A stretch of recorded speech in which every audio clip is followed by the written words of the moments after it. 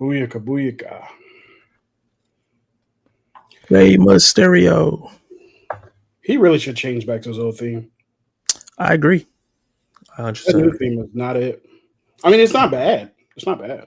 But it's not the whole thing. Hey everyone, welcome Hey! to a new episode of Film Club, episode 23. I actually counted this time, and I know where we are in our cinematic journey with each other. I'm Zach of Zach Attack Reviews. This is my boy. Are you this way or this way? Which way? This way? Yeah, you're pointing in the right direction. All right. This is my boy. Sir, introduce yourself. You look confuzzled. Yeah, because for some reason, somewhere, I have our live stream playing. And I'm trying to. Hey, oh, so you're double hearing it? Yeah, I was trying to support us. Yo, I'm Kenny Sparks. I am a connoisseur of film. I love human beings. I love movies. I love sport, if you will.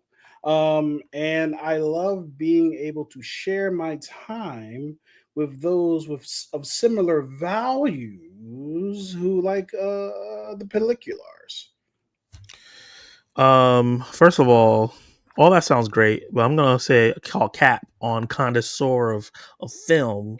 Whoa, we're gonna talk about that when we get to the last four watch, because you ain't been watching no movies. You know what I mean? That's not necessarily true. Necessarily. You sure? I mean, when I was a young man.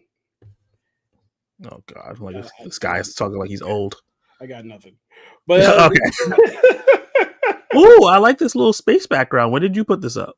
I told you I was up to foolishness. I see you. Surprising me. Mm-hmm. So yeah, this episode of Film Club, we are going to be talking about our last four watch, like we normally do, going over that real quick. And then we're also going to be doing a spoiler review for One Battle After Another, the movie that just came out this past weekend. I have a review non-spoilery on my channel. Kenny does not, for reasons unknown. And we're going to be breaking down the whole movie. So if you did not get to check out the film, just being warned, this is full on spoilers. We're going to talk about everything. Right? Don't act like you don't know why the review. Yeah, but the people don't know why. You know what I mean? But right before we do that, let me get to these comments and see what they say, and then we'll get into our last four. Okay. So the Afternoon Tune, he dropped this comment, what was that, 5 hours ago. So I appreciate you. Hopefully you are in the chat right now. I'm glad that you were excited for this. As Freeway would say. What would Freeway say? Early. That's your Philly boy. Yeah. John Darius, he said, hey guys, what's up? Zach, I'm late, but sorry to hear you left Twitter. A lot of toxic people there, but I do my best to mute them. What's best for you. Keep pushing forward. Yeah, I think it was more of a break. I do think I'm gonna go back on Twitter /X eventually, so I could promote my videos and try to like tap into the movie community there. But I definitely needed a break. It's just a lot on there, and I might do the thing of start muting people. For sure, like muting niggas is the way. You know what? I get so much joy out of blocking people, and here's the reason why. Once you block them, someone says something stupid. You block them, you forget about them. You don't ever think about them again. I can't tell you the names of the people I blocked. I don't even remember what they said, but they blocked. They gone. Like donkey. And I suggest you guys do that as well. Because, yeah. Don't let people ruin your day. Acres of Movies, aka Stacy. Hello and thanks. I love Inherent Vice in this one. Many characters overlap. Perfidia goes into work for the Golden Fang in a longer cut of Inherent Vice, played by Angela Bassett. Oh, what? I haven't seen Inherent Vice, so that's very interesting. Yeah, I haven't seen it either. I hope you gentlemen are having a nice evening. Some questions I have regarding the movie. Okay, hold on. I'm gonna star that, since you have questions about the film. Hey Zach, Kenny Sparks, I just got home a little ago from seeing One Battle After Another. I thought it was really good, but not my favorite Leonardo DiCaprio movie. That's totally fair. It's not my favorite Leo movie either. TJ, what's up? What up, TJ? Let's see. Has TJ put out his review of this yet? I think so. Okay, but he And did then put out a review for The Strangers Part 2, which yes, you he guys did, should check which I out. just watched, and it was really funny. And he said Yep. something kinky in there. Um, Paul's a mania. Paul's a palooza. he said, and then the same guy returns with a new username. Hold on, did he say this before? What was this in response to, Chill? I'm very This confused. was in response to blocking niggas, and then they Oh, okay. And they have a new they show username. back Got up you. with a new user. You know what? We should be able to charge people who show up with new usernames and try to circumvent the block. Give me my money! You know what I mean? Or Yeah, we could just block their IP from us. So whatever that IP is, they just can't get to us instead of just a name. That'd be great. that's too technical for me. Now What you do you guys, want to see Sean Penn and next? What are your favorite Sean Penn performances? I'm not a huge Sean Penn fan. I know I've seen him and stuff, but I don't like. I can't say I guess maybe this is my favorite performance because I don't remember him from anything else really. I know that he has been around for a Yeah, long time. I cannot name a Sean Penn movie other than this movie. And you know everything. what? Hmm? Just spoiler alert for the stream. I'm glad this is the first time I'm remembering him because he was awesome. Anyway, going for Yeah, it. he was great. Everything from spam accounts to end wokeness to Zack Snyder. Yeah, I'll block those two. His yeah. review drops Thursday. Nice. Hey, let's go. Probably not gonna do a review for this movie, but I did review on Letterboxd. Nice. I'll check that out.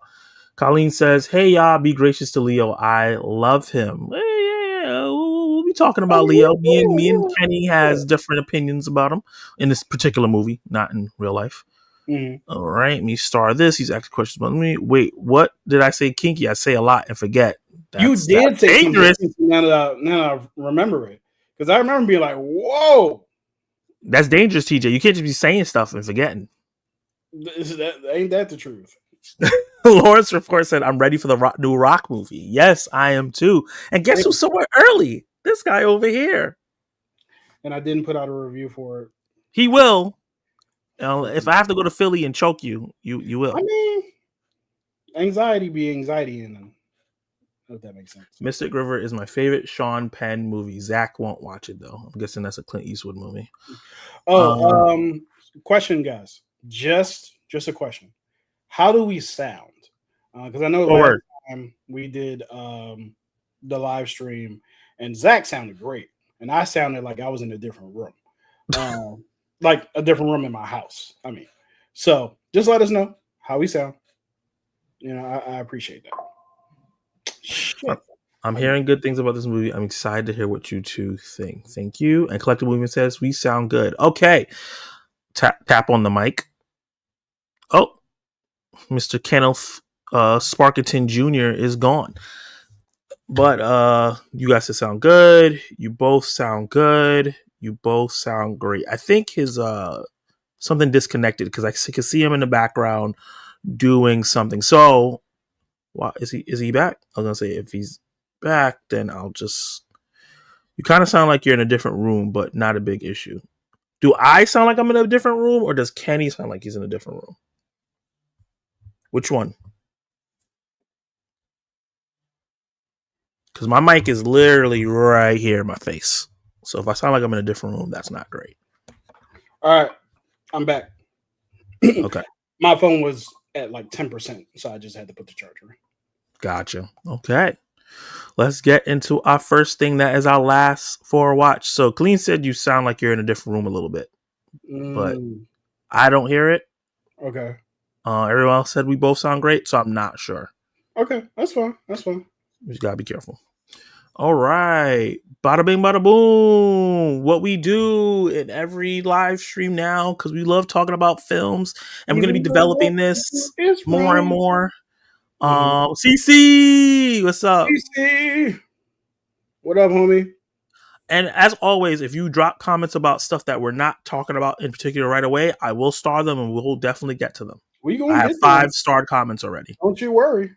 Don't you worry. So the first slide is Kenny Sparks' last for a watch. Now let's talk about this. I know it's gonna be quick because you don't be watching movies, you fraud. Okay. So talk about what you got This here. is rude. I would just want to point this out. You're rude. Okay. So yeah, my last four watched is you know what? You know, Zach? Get out of here. Get out of here. Solo in my How sunshine. dare you? So my last four watched is The Long Walk, which we discussed at length I think 2 streams ago. The Smashing Machine, which I have seen. I saw that last Monday. I should have put a review out for it by now, but you know how anxiety works. Him, which is the reason why I have anxiety, because you know you get a little bit of success, and be like, I can't follow it all up. Imposter syndrome. You know what I'm saying? Should be real. And One Battle After Another, which we are going to talk about at length tonight. Spoiler alert. You know what? Y'all wait. Y'all wait for it. You wait. The pain. Okay. So we had enough of him, this fake film fan. We don't need to hear from him no more. All right. We're going to talk about somebody that actually watch movies on a weekly basis. All right. So let's show my last four watch. I still can't stand your ass. This man. Oh, we having one battle after another on this live stream for real. So that's four that I watched were Summer '69, and that sounds exactly like what it sounds like. Drop, which I've been wanting to watch for a long time. When I saw the trailer for this movie, I was like, this looks great, and I just took forever. Sovereign and A Lost Bus. I'm actually going to bring Kenny back in because I want to talk to him about these movies because there you go. So the Summer '69 is a streaming movie on Hulu. Hulu? Did I watch it on Hulu? Yeah, on Hulu. I think it is on Hulu, yeah. Definitely on Hulu. And it's about a young girl who has been fantasizing about this boy since she's met him since he was 5 years old. And she's trying to figure out how before they graduate high school, how she can 69 him. I can't believe I just said that on stream. And she pays a stripper her fund to get a car to teach her how to be more sexy. This is the wildest premise you could ever hear. But surprisingly, this movie is super wholesome. It's super dirty little freaks. Filthy little freaks. Filthy little freaks for real. But the movie is fun. It's not like laugh out loud hilarious. It has some SNL actors in there. They're all cool and everything like that. The movie's not too R-rated, even though it's rated M for mature because there's strippers in it. And it was a nice coming of age story where like the stripper was where she was in high school. Like she used to be her. When she was her age in high school, she used to be a dork like her. And now she's like this cool stripper girl, whatever. And everybody wants her, but she really wants to be how the main character is. So it was that dynamic was really cute and fun. And it was just really different because how raunchy the setup was, but it ended up being wholesome. So if you are bored, if you like coming of age rom-coms, I would definitely check out Summer of '69 despite the really, really crazy premise. You're just a freak. And then the next one is a movie that Kenny did not like at all. And it was so funny because I was watching Drop, and in the midst of it, I was like, oh, I can see why Kenny doesn't like this movie because there's a lot going on, right? Yep. I like the movie, but it's not great. I think they had like a straightforward premise and it was just doing too much. Too many different camera angles, too much trying to make it dramatic. If they would have stuck with like, hey, we have one person where it's trying to break in a house and hurt these kids, and one person stuck at this restaurant and playing this game, and we went back and forth on that, it would have been like a really different movie. But they were trying to go through this whole like abuse backstory, and she was like this terrible date. It was a lot going on. And then the perpetrator set up like an escape room kind of like situation. Yeah. You gotta find the key in the toilet bathroom. Yeah, it was a lot. I didn't mind all that stuff. I thought it was fun. But if they would have just like, this is ridiculous and sticked with that, cool. Yeah. But I think they try to ground it too much and it also be ridiculous. It's like you got to choose because the grounding you choosing and the ridiculous you choose is not matching each other. But I thought the performances were fine. I was cool to see the girl from The Flash in the show because I don't really see her a lot. She played the sister, the aunt. Oh, okay. Yeah. Oh, yeah. Yeah, she's Jesse Quick. Pregunta. Yeah. Did you guess who the villain was the moment he came on screen? Who was the villain? Are you talking about the one in the restaurant? Yeah, it was the spoiler. It was the old man. Yeah. No, I didn't. For some reason, I just thought he was just yapping. Because I you knew guessed it it right away. right away, which isn't a problem. That's not the problem. Like it's fine if it plays out. You know what I mean? Well, Yeah. throughout the rest of the movie. Also, that was what brought the movie down for me. I was enjoying my time, and then when she Yeah. sat down and the whole reveal happened, and he just started talking about what we were seeing, I was like, "All right, bro, you You know lost." what? Two movies that I mean, you said you enjoyed the movie. Two movies that we've recently talked about that I don't like did that. Him and Oh my god! yeah, I do not like when you're like, well, here's the plot, nigga. Like, Oh so, my god! But the problem with him is worse because him does it at the end of the movie. Like this was like at the top. It was like the bottom of the second act, about to go into the third act. yeah, So it's like, okay, whatever. We still got more movie and stuff else going to play out, and it was kind of exciting when she yeah, got yeah, into yeah, that. yeah. But literally after we saw the whole movie, him was like, "Oh yeah, here was what happened." It's like, bro, what? We know. You're not Right. We seen you. we We've been see. here the whole time. We've been But here the whole I'll time. We tell actually you, been ahead of you this whole time. I didn't expect to talk about Drop this long, but I'll end with this. I'll tell you what made me say, "Get me out this theater." When that damn gun rolled up on that toy, get me out of this damn theater. When I laughed so hard when that happened. I was like, "Is this a comedy?" No, it's not. Okay. No, Yeah. that You know gun what ran. killed me the most was that weird camera angle for the server that only he had. I don't remember, to be honest with you. So it was like they had a server that was kind of, he's like an improv guy. He kept trying to joke around and Oh, blah, that blah, blah. guy. Yeah. And it was like he had like a weird like POV camera, like they were looking up at him every time he walked up to the table. They only did it with him. It was really weird. I don't know. It was just I like they know. were I've trying to been do talking about this for a long time, but I gotta say this: if I'm the date, I'm going to hell home. Like, yeah, I'm going home. I don't know you. Like, it was at a certain point where I was like, "All right, bro, crazy, right?" It's like, hey, we doing a lot. yeah." You know what I mean? So next up is Sovereign, which is one of my favorite 3.5-star films. That's what I gave it on Letterboxd. Okay. There's one. You ever have a film that's like, it's not 4 stars, not a 5 star, it's not going to be my top 10, maybe not even my top 20, but I really like this one. I want to talk about it. This is my film this year, Sovereign. It's Nick Offerman's. Is it Nick? Is his name from The Office? Yeah. Nick Offerman's. I think is Parks and Rec. Yeah, Parks and Rec. Not The Office. Nick Offerman's best performance he's had. Right. Oh, yeah. As he plays a group, like from a group of people that I never heard of, the people who believe in sovereignty, meaning like they read the laws by the letter and they try to live their life like that, even though it's not the social norm, right? Okay. Like, for example, in bylaws, in order for something to be a car or a vehicle, it has to be used for commerce. If you're using for private, technically it's not a car. So if a cop pulls you over and asks you for a license, you're like, you can deny it because of, in law, you're not using it for commercial reasons. But we don't go by that in real life. So when you try to do that with a cop, they're like, "What? Get out of the car!"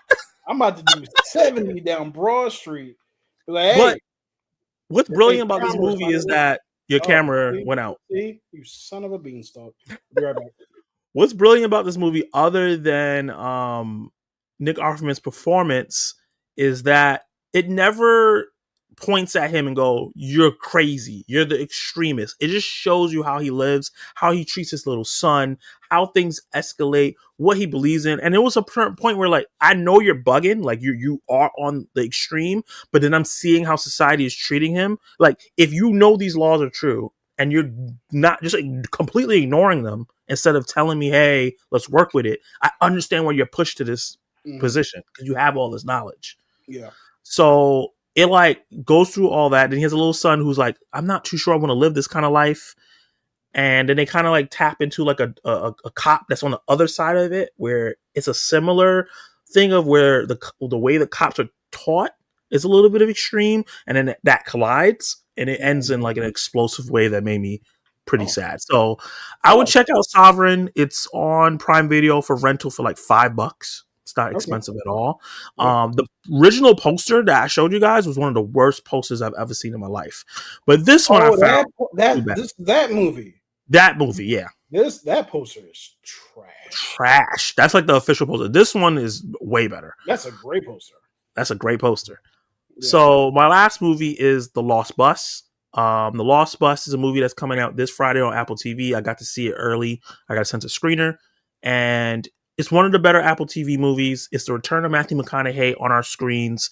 He hasn't been in a movie in flesh in a long time, and he does fantastic. He's the anchor of the movie. This is based on a true story about a California fire that happened in 2018, and it was raging. It was insane. They didn't know how to control it, and he's a school bus driver who has to pick up kids whose parents are out of town and can't pick them up from school while this fire is going on. And then because things took so long, he gets stuck in the middle of it, and it gets so intense. The kids will all act like really like kids. Mm-hmm. And America Ferrera is a teacher, and she's great. And it gets really intense in a scary, scary way, because I didn't know, since it was based on a true story, I was like, well, I don't know if everybody died in this situation, because they show like other areas of the neighborhood and people were dying, right? Mm-hmm. Like their cars, like the handles were melting on the door so they couldn't get out. It was crazy. That sounds wild. And it's a mixture of CGI and practical fire effects. So the movie looks gorgeous. I kind of wish I got to see it on the big screen. Mm-hmm. So yeah, I would say definitely check this out this Friday. I might do a non-spoiler review for it on my channel if I have time. But definitely check out The Lost Bus on Apple TV. It's a really solid watch. I don't think you're going to dislike the movie at all. Word sauce. Yeah. Let's see. Our main tries to find his camera again. We don't have these issues. Back. There we go. We're going to be talking about one battle after another. Wait. Because... Do that again. What? One? No, just intro it again, because I was talking during the intro. Okay. I said, yeah, we're going to be talking about One Battle After Another. This movie just came out this past Friday. The new film from Paul Thomas Anderson, a legendary director that I'm not super familiar with. Only seen one other film from him, which was Licorice Pizza, and I wasn't a big fan of it. Are you familiar with Paul PTA's films, Kenny? I have learned a lot this week. I learned that people call this man PTA. I did not know that was a thing that people did. But you know what? I don't blame him, because if you are in the YouTube space like we are, writing his full name out on the title, not happening. But yeah, let me see. Polish, Thomas, and the Andersons. Yes. So, and I think also because of Wes Anderson, they like to shorten. Yeah. Obviously, One Battle After Another. There Will Be Blood, which is a fantastic film. Yeah. I've never seen Licorice Pizza. Boogie Nights. I was told not to watch Boogie Nights because it's about the corn industry. Mm-hmm. I was a child. It was 97. I was like, stay away from them damn Boogie Nights. Don't be boogieing that night. So let's see what else. You know what? No, I haven't seen a lot. I haven't seen a lot of his movies. But there are quite a few on here that I did want to see. I wanted to see. Like you've heard of them before. Yeah, Magnolia, Punch Drunk Love, Licorice Pizza. Like, I've wanted to watch these. I just never have gotten around to it. But yeah, There Will Be Blood and One Battle After Another I've watched. And There Will Be Blood is, like I said, phenomenal. Gotcha. Yeah, I got my friend actually bought me the Blu-ray for my birthday, because that's what I'm doing now. I'm like, if somebody wants to buy me something for my birthday, I'm like, buy me your favorite movie. So he said, Will There Be Blood was his favorite movie, so he gifted it to me. So I'm going to definitely check it out. That sounds dangerous. Huh? That sounds dangerous. Why do you say it's dangerous? Somebody might give you some terrible. Somebody might give you Battlefield Earth. You know what I mean? Somebody might give you something. I feel like I keep around people who have a little bit better taste than that. I would hope. One would hope. As the film person, somebody walked up to me in my job today. It was like, "You're the movie guy, right? Zack Attack Reviews." I was like, "What?" Oh shit! I was like, "Wait, what? Where did you get this information from?" She's like, "Oh, one of the patients told me you be reviewing movies. She subscribed to you." I was like, "Who?" So that was cool. You got a little fame in your game. I see you. Yeah, I You know what I'm saying? See, Well, that's yeah, the this problem. You movie. be wearing them nice shirts. You know what I'm Yeah, I saying? got a lot of compliments on my lemon shirt today. People liked it.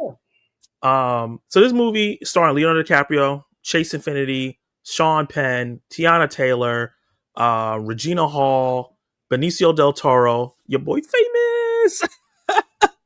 And it's been one of the most hyped up films of the year. Zach going viral. Woo! I wish. It's been one of the most hyped up films of the year. People have been anticipating this heavy. I haven't seen many PTA films. I came off of Licorice Pizza and I was like, I'm not too sure after watching that one. I've never But heard anybody say anything good about that movie.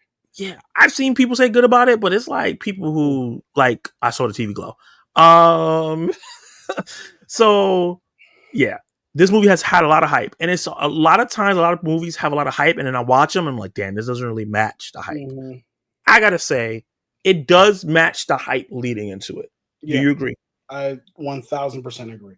I'm so happy when a hyped up movie meets its hype. Like Yeah. it's the same thing. Like I was saying 2 weeks ago, I think it was Crawford and Canelo. They fought. And, it was a really hyped up a boxing match, and Yeah. it lived up to it. Now, because Yeah. a lot of times you watch some boxing matches, it's really hype, and then it just doesn't live up. It lived up to it. So I love when the hype matches the outcome. And I feel like a lot of Floyd Mayweather fights is like that. I don't watch boxing, but a lot of times I hear Floyd Mayweather fights get hyped up, and then people who watch it like, oh, that was disappointing. Yeah. Gotcha. So, what is your first impressions of One Battle After Another? So my first Your impression. first thought when you got out of the theater?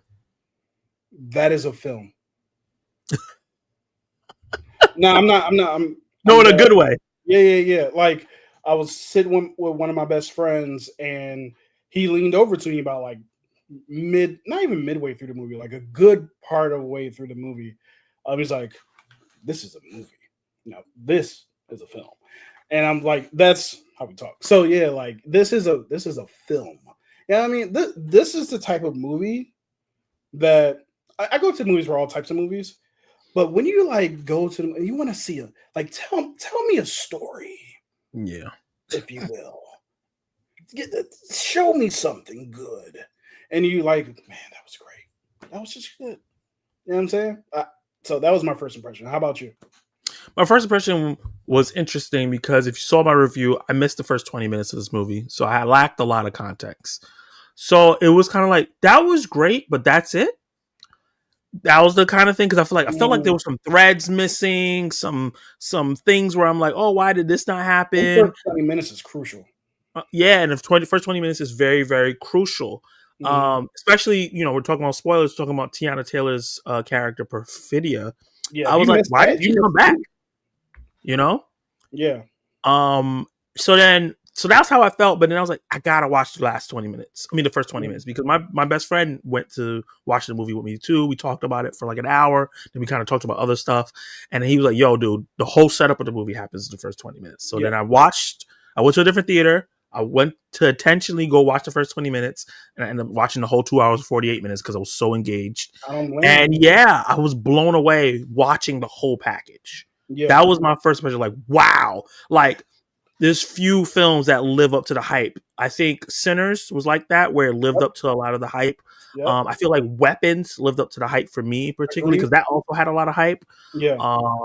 And I think like maybe the only other film was Neza 2, but I caught on to the hype for that really late because that's when it was like, oh, this movie's already made $1 billion and it's great and blah, blah, blah. And I was like, what the hell is this? I didn't even heard of it.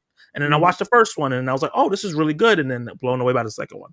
Yeah. So this is one of those few films the last couple years that is so hyped that it actually lived up to every piece of it in terms of like the director did what he was supposed to do, the actors did what he was supposed to do, and all the other technical aspects did what was supposed to do. Yeah, I agree. I'm so happy we didn't have like a long leg situation.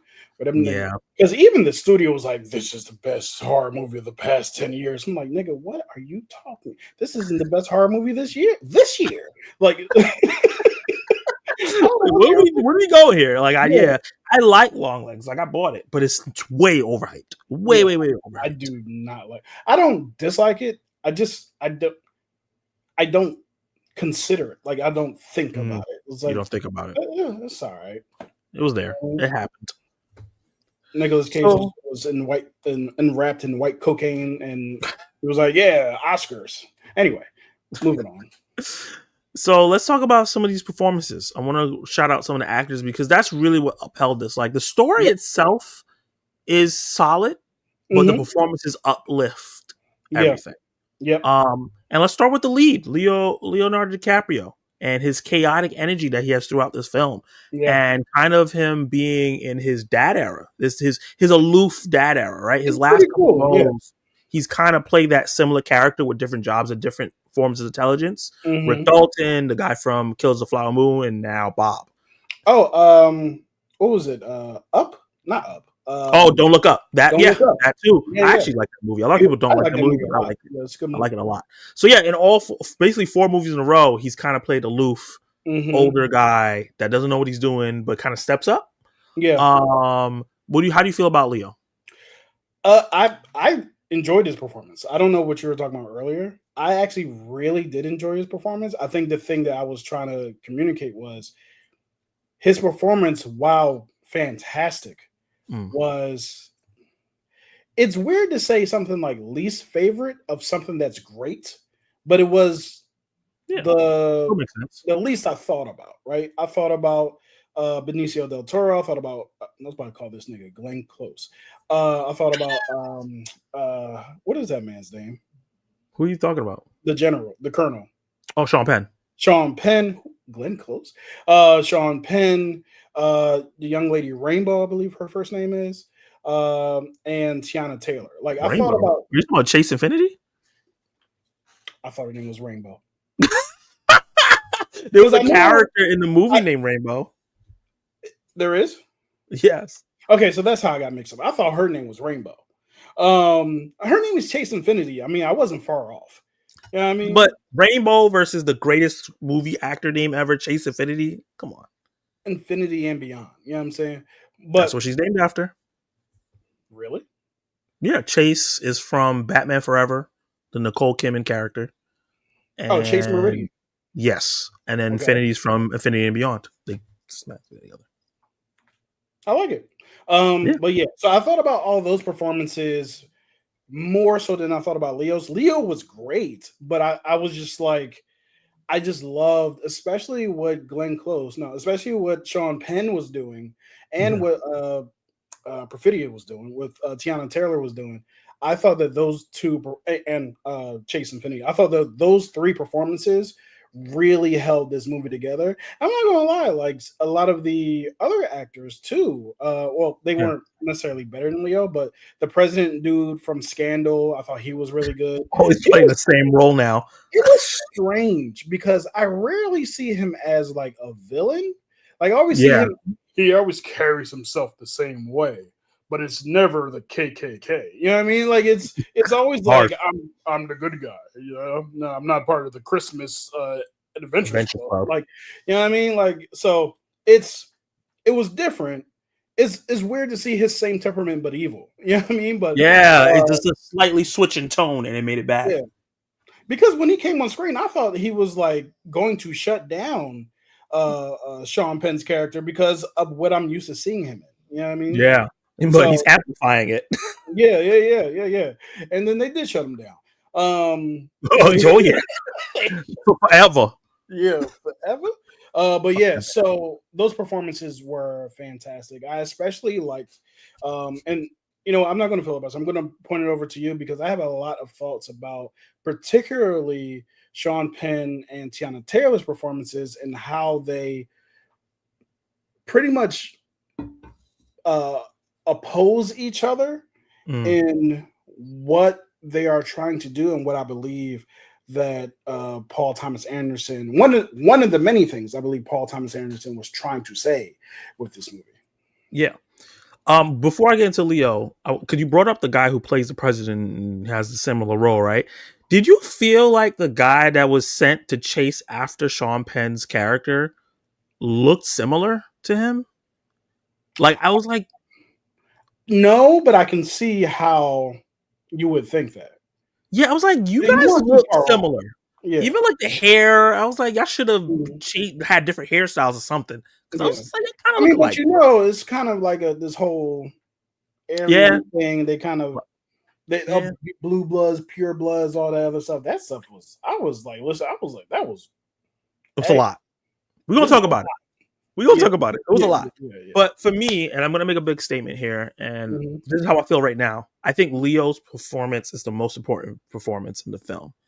And I wanna say that because I think everything everyone else is doing is fantastic where they go through each character and everything, but I Mhm. think the entertainment value of the movie is very important to digest what's happening. The Yeah, reason why a lot of people love this movie is because it's so fun, and Leo brings that fun throughout. yeah. One of my favorite line readings of the year is life, man, life. When I tell you, it's Yeah. amazing. The whole phone call thing, how The he said he password thing. What time is it, yo? And then when we found out what the password, I was pissed. yo, reasonable crash out, right? Reasonable crash out. Reasonable crash out. It was like Not time even is a just flat this circle and it interaction with doesn't his exist. friend. I'm like, nigga, what? He said, when he said, what kind of pussy I like? And he said, hairless Mexican. I lost it. Yo, I was. What are we doing? What are we doing here? Yeah. Ruby is wild. So Leo brought this great energy here Mhm. where he was just so entertaining and so fun and so chaotic through the movie. It helped you like just have fun with this Yeah. heavy subject. Yep. So that's why the reason I feel like he's the most important one. He might not be the best acting range wise because Mhm. he has serious moments, but it's not many. It's mostly him just not knowing what the hell he needs to do next, Yo, but stepping up. him jumping across those roofs. I'm like, Oh my god! these niggas can't. He can't. I kept like I literally was like he is a 40-year-old man. Like I was watching those kids jump across the roof. I couldn't make it. Like I No, don't know. Like what are y'all doing, y'all? and they were doing it mad elegantly and everything. I was thinking about how when I was a kid, how much unnecessary movements I did to get from A to B because they was jumping over the thing when they could just literally run around the thing. I'm like, why y'all doing the thing and up? But when you're young, you just be doing shit. You know what I mean? So that I thought that those characters, as minor as they are in the movie, were just great.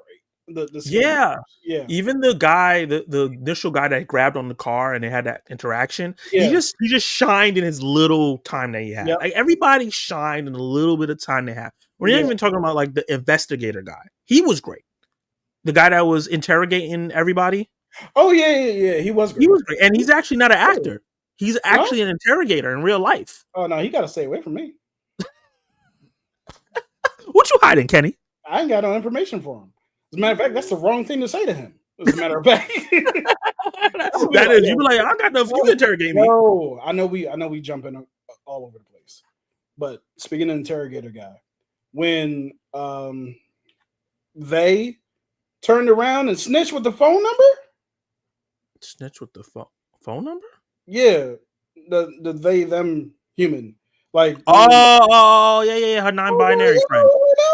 Yeah, I was like, what are you doing? Yeah, man. But also, it talks about a little bit of the abuse of cops and the government and stuff like that. Yep. You're not supposed to be talking to minors about anything. Any of it. All that stuff was illegal, honestly. Matter of fact, Lockjaw, Colonel Lockjaw was like, "Yo, go into the town, make some shit up, and shut down the taco he shops." Said that immediately reminded me of what's going on in Chicago. Yep. Like I was like, 100%. Like, how has this movie been written for like 10 years and he's hitting every single thing that's happening right now? That blew my mind. I was like, that is exactly what happens all the time. Yep. And I know like the Chicago thing is wild because I know TJ, he's out in Chicago and he's being like King Von for justice out there. So he's just taking on all of the policia. So my brother. Brother. The fact that we did that at the same time. But yeah, I love Leo's. I love the Big Lebowski energy and era that he's in right now. He even had like the same sweater as Big Lebowski, which I thought was a really cool nod to the character. I think he was fantastic. And he had a great chemistry with everybody. His scene, I think he only had one scene with Sean Penn's character, and that's when he was asking him, did he have a daughter? And he's like, that sounds like a black girl's name. Yo, I like black girls. You like black girls? First of all, how you just walk up to somebody you don't know? Leo's face the whole time. It's like, nigga, what? He's like, what's happening? What are you doing? Now let's talk about Mm-hmm. the young black girl in here. Chase Infinity, who plays Willa. She plays Leonardo DiCaprio's character Bobs, and it's so funny that we got two cool Bobs in this year, one in Thunderbolts, one in here. Yeah. And she plays Willa, and she goes on the most dramatic arc in the film. Going from that's some Chicago bull. That's a fact. That's a good one, bro. As someone from Chicago, I just caught that. Yeah. Bro, someone from Chicago, that's actually nuts. We're gonna resurrect King Von for this one. Yo, I need to get the Dragon Balls and call it back immediately. As Super Saiyan Bond. Chase Infinity, this is a breakout role, right? I do like breakout role things in my Zack Attack Awards. Oh yeah, absolutely put her in there. I was like, yeah, because she's fantastic. She is phenomenal in this film. She's fantastic in the role. One thing I said, I think, to someone that it feels like this is her first movie role, and it's her second role. Period. Her first role was in a TV show on Apple where she acted alongside Jake Gyllenhaal, so she's getting to act along legends. Crazy. And now with Leo, and she didn't seem like she was new. I think that was the most impressive thing. She felt right with every single actor that she was paired up with. I think the most impressive scene where I was like, "Oh, she got it," is when she came face to face with the nun. That's when I was like, "Oh, she got it." Yeah. She had it. Her character for me was one of the most impactful, obviously. Yeah. But the reason why it was impactful, and I was thinking about this on the ride home, is when, and this is also a part of my whole Tiana Perfidia and Lockjaw conversation. But when people, I'll just shorten it for now. When people make decisions on both sides that impact your life, just like it impacted her life, and it's not her fault at all. Nope. She had nothing to do with it, but because of other people's decisions, she's in the situation that she should not be in. Even to the point of, like, we could talk about it, Perfidia snitched and ratted everybody out, and now her life is in danger. And I mean, it was in danger before that because of the whole because of her mother's selfish decision. Her mother's selfish decision. She would have just went to jail. Yeah, she wouldn't have to worry about any of this. I'm so glad you said that, because a lot of my points in Perfidia are, I have some beef with Perfidia, but the character, great character, beef for her. But I literally, like, at the feeling it down, feeling the tears coming up. I literally felt emotional at the end when after one of the greatest awesome chase scene. You got to break that down. Yeah, I can't wait to talk about that. When she is yelling at Leo, "What's the passcode? Or whatever? Who are you?" Yeah, and she sees him, right? Yeah. And it's obviously her father, but the trauma and the amount of shit that she had been through for these past couple of days, and really her entire life, I think it all just came out in that moment. And the fact that she found out that Lockjaws are dead, the fact that was not actually her father. All of this shit happened in like 24 hours, right? So this movie happens over a short span of time. Yeah, so I was just really feeling for her, because it's like she's a kid. She's 16. 16 in the movie. Yeah. Has no reason for her to be going through any of this. It's a lot. Right? So I really just felt, and also, for her to be a 16-year-old. I mean, but not even 16-year-old. Chase Infinity was fucking phenomenal in this movie. Like, the more I think about it, the more I'm like, yo, she's great. She's next up. Yeah, she was great. Like, to carry that range of emotion throughout. Yeah. So, and have such great chemistry with Leo. Their back and forth was fantastic. They felt like a father and daughter situation. Her with Regina Hall. And I want to talk about acting, right? They had the whole thing with the device, which was really, really cool. And the whole thing, she never believed her father. She thought he was just being paranoid. He's on something, blah, blah, blah, blah. In that moment, I saw somebody point this out.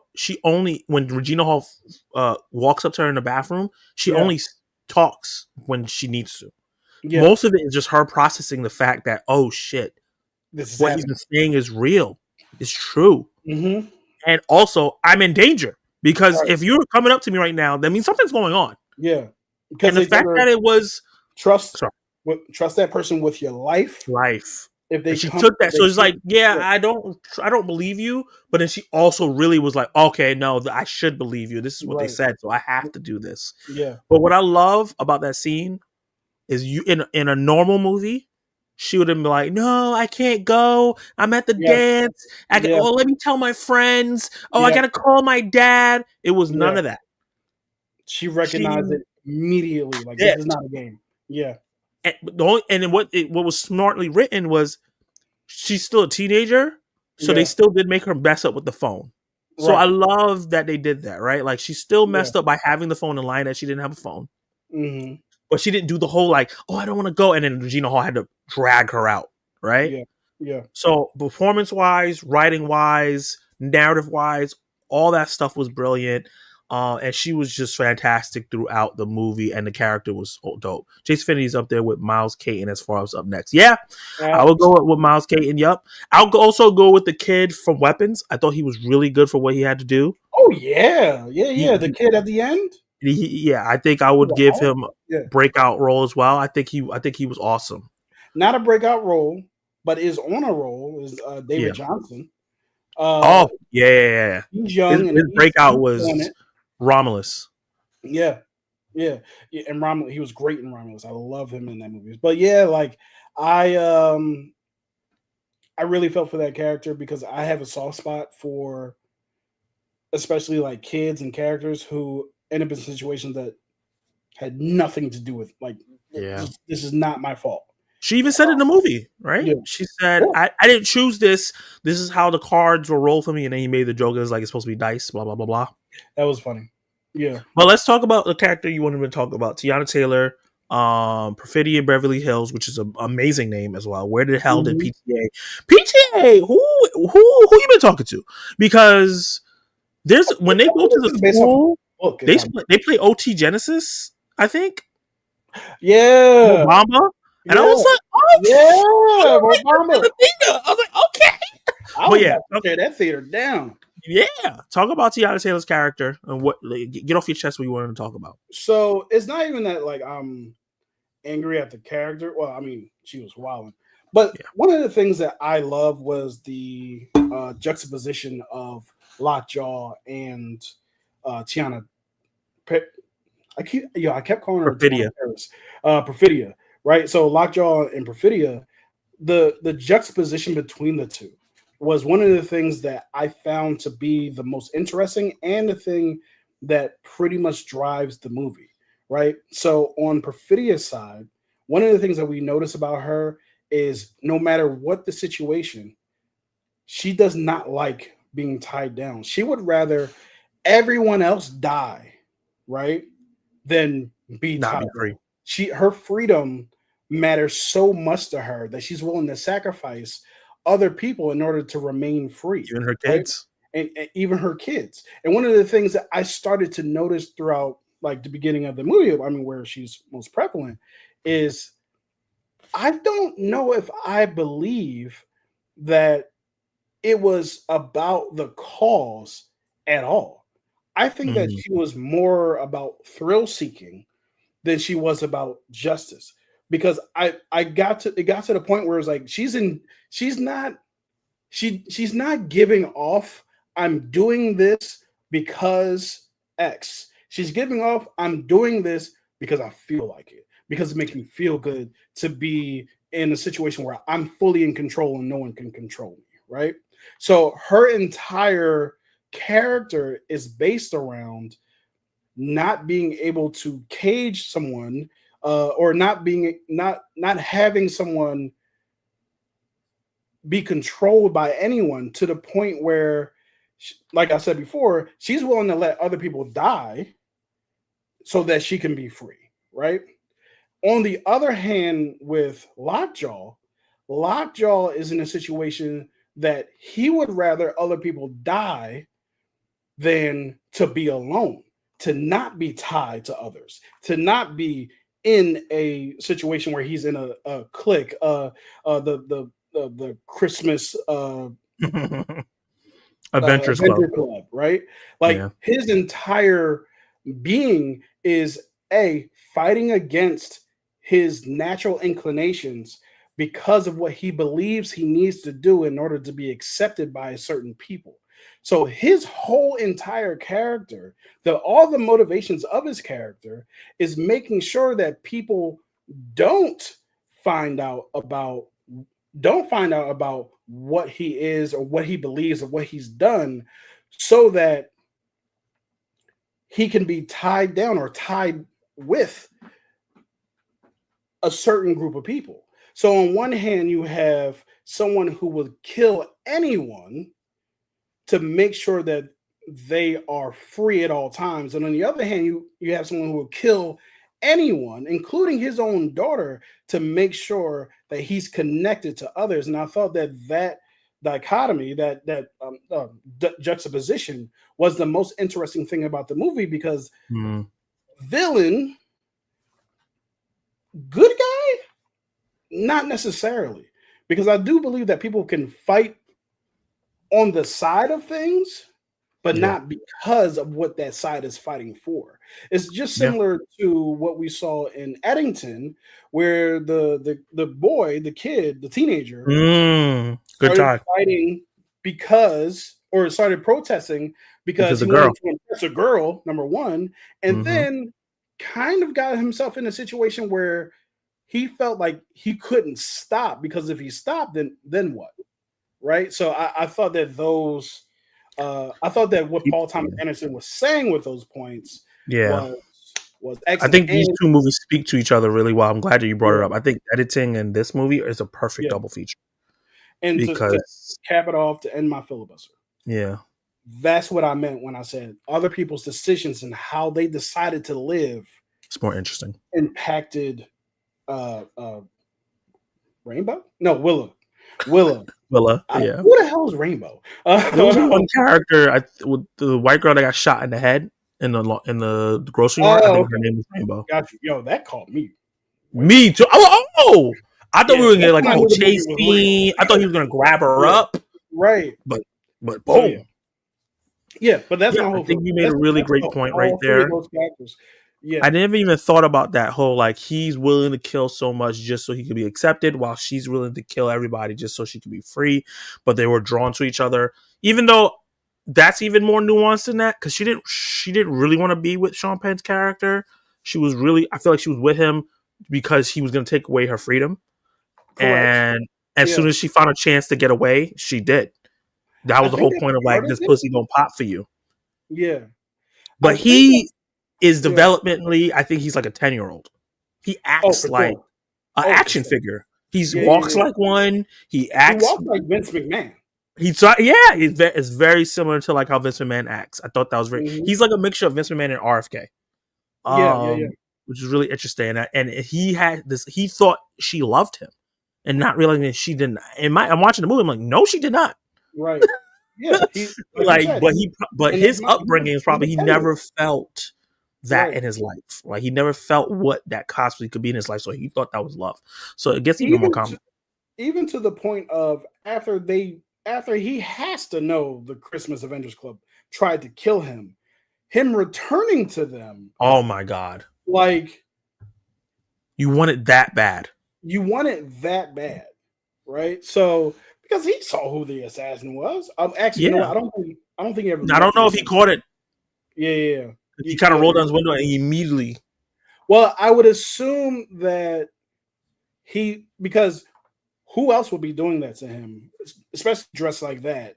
I assume that because he knows he has to clean this red out of his ledger, so to speak, right? So, yeah, man. But that's honestly the whole basis for my review of the movie. That I should have expanded. But yeah, so but I do want to get to one thing. Yeah, Sully dropped into the chat. He said Sean Penn is the villain of the year, stole the movie, best evil guy since Hans Landa in Inglourious Bastards. Oh man, yeah, Hans Landa is Yeah, it's a great character. But also, Sully, thank you so much for the super chat. Show love to these two people. Much appreciated. And I have a video here that I can never find for people who give super chats. I need to move this to like the top so I don't have to keep looking. A large. You got money. He got money. Get it all for him. Give it all to Sully. I appreciate you for adding it to. Whoa, that was kind of sus. For adding it. I didn't see it. I was looking at something else. No, I'm talking about how you just said give it all for him like that. Like, okay, Kenny. Wait, I said that? Yeah, you didn't hear it? That must have been my subconscious. He said, man got ebony coochie and fell in love. I understand. Hey, man. Was that from College Humor or Vine? I'm pretty sure that's a Vine. Vine, man. Yeah. Good times, man. Sometimes I see clips of stuff and I'm like, that would have did numbers on Vine. Yeah. The fact that Vine was what, 7 seconds? I think so. These niggas had 7 seconds to be creative. And they did it. And they still killed it. Like, that's incredible to me. But anyway. Talk about the next person I want to talk about is someone that didn't have a lot of time in the movie. And he still stood out for me was Benicio del Toro. Mm-hmm. AKA in this film, I call him the Mexican Harriet Tubman. Am I lying though? Am I lying? You about to cross some fucking lines. Guys, relax. But you're right. It was very interesting. Grace Randolph, I know a lot of people don't like her, but I'm a fan. Talked about something interesting in how we saw how maybe revolutionaries conduct themselves and how maybe KKK / Illuminati / deep state conduct themselves, and how it's very similar with code words and secret places and secret passages and all this stuff. But one has a lot of resources, the other one has less, but still keeps outsmarting the one that has the resources. So it was really interesting to see how he maneuvered and how I feel like he was Leo when he was Leo's age, right? I feel like he saw Leo freaking out and all this other stuff, and he's like, I've been there, because he was calm throughout the whole movie no matter what happened. Super calm, because he's like, I've been through this already. I already have everything established. I'm good. I know I'm going to get out of this. And he was always super calm, like, I've been through this tons of times. And I loved having that dynamic of Leo just freaking the hell out the whole time. One of my favorite moments is when he tells the guy, stop charging your phone, get off the phone. And Leo thinks he's talking to him. And he's like, man, I gotta charge my phone. It was like little stuff like that. And their interactions that were amazing. Him just driving. And he's like, you're just some hardcore stuff. When he heard he was part of the French 75, he got excited. And then telling the guy, he said Latino Heat. He told the guy on the skateboard, he called him Latino Heat. I love that. Eddie Guerrero. Eddie, yep. And then it was just, his character was really cool and obviously super important to the story in terms of helping Leo get to where he needs to go. And when Leo was looking for the time and he said, I'm pretty sure this was improvised by Benicio del Toro. When he says 8:19, that shit was funny, because the first time I watched that movie, I was like, does he know the passwords? Is he part of the... That's what I thought. I was like, wait, does he know the code? And why is Leo not listening? Right. Yeah. But then I watched it after and I was like, no, he actually thought he was asking for the actual time, which I thought was hilarious. Like that. I love that he introduced him to the family. He's like, you gotta follow my house rules. You can't just go up in my house and not say hi to everybody. Right. And Leo understood and was just like, I got it. Cool. Yeah. And then the way he pushed Leo out of the car, it was like metaphorically that push that Leo needs. Yeah. Because he's always that, he says he's that stone. His Perfidia's mom told Leo, you're a stone. You don't move. Right. And it was like Benicio's character was that push Leo needed to act. Zach. What's up? That was great. I didn't even consider that. Like that, yeah. That was really good point. I mean, not that you make great points all the time. I was just like, huh. Yeah. We both blew each other's minds today. But when the cops pulled over Benicio and he was doing his little hip swaggle. That's been stuck in my head. Just what are you doing? But that's the calmness we're talking about. throughout the film. He's just like, "You're not gonna do nothing to me." He's like, "Have you been drinking? Maybe a beer, maybe a beer." People said that clip is his Oscar bid. Yeah, Supporting actor. Just maybe 3 beers. mm-hmm. I loved his character so much. I don't remember the character's name. I just know Benicio del Toro did an amazing job. Just the whole like getting all the immigrants out and into that hole, and the way it closed down and the carpet just rolled over automatically. That was great. I love that. I love that in the trailer. Speaking of which, the trailer for this movie, it's a good trailer, right? It got me into the theater. I was excited to see it.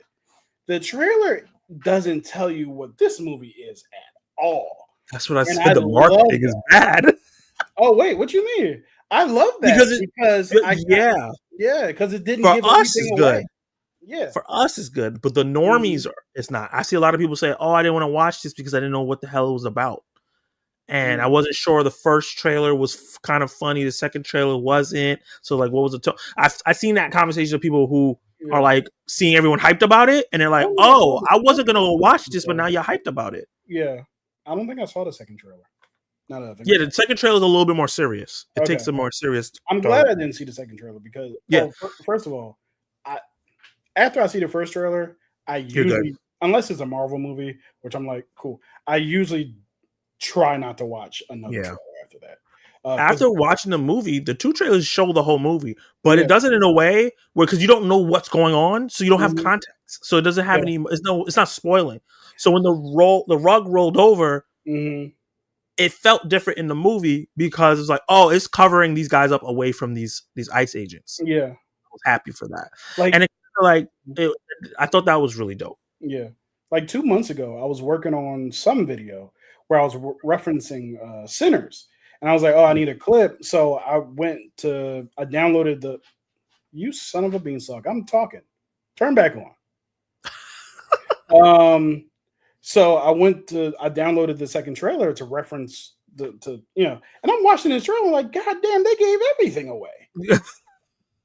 Right? Like they gave away that the brother turns into a vampire in the trailer. I saw that and I was tight. I was like, what is going on? I didn't see that trailer until way after the movie. I'm so glad I didn't see it. But that's wild. The first trailer for Sinners was perfect. Exactly. Yeah. It gave you exactly what was going on in the movie without revealing too much. Because I wasn't sure it was vampires. I was like, "Oh, is this a ghoul? Is it a werewolf? Is it what's going on?" And then the second trailer just spoils everything. Everything. Crazy. Yeah. So, but then the thing is, it did that, but Sinners made a lot of money. So it's like, is this tug and pull of like, yeah, we don't want to be spoiled as moviegoers, but it seems like if you don't put too much in the trailer, people aren't going to go. Well, think about it like this, too. In this day and age, in the 2020s, I can't believe I'm saying that. That's crazy. In the 2020s, Paul Thomas Anderson and Leonardo DiCaprio, Ryan Coogler, and Michael B. Jordan. Who you think I'm buying? Who you think? I'm not going to say most people. Well, obviously. Who you think people are going to buy a ticket for first?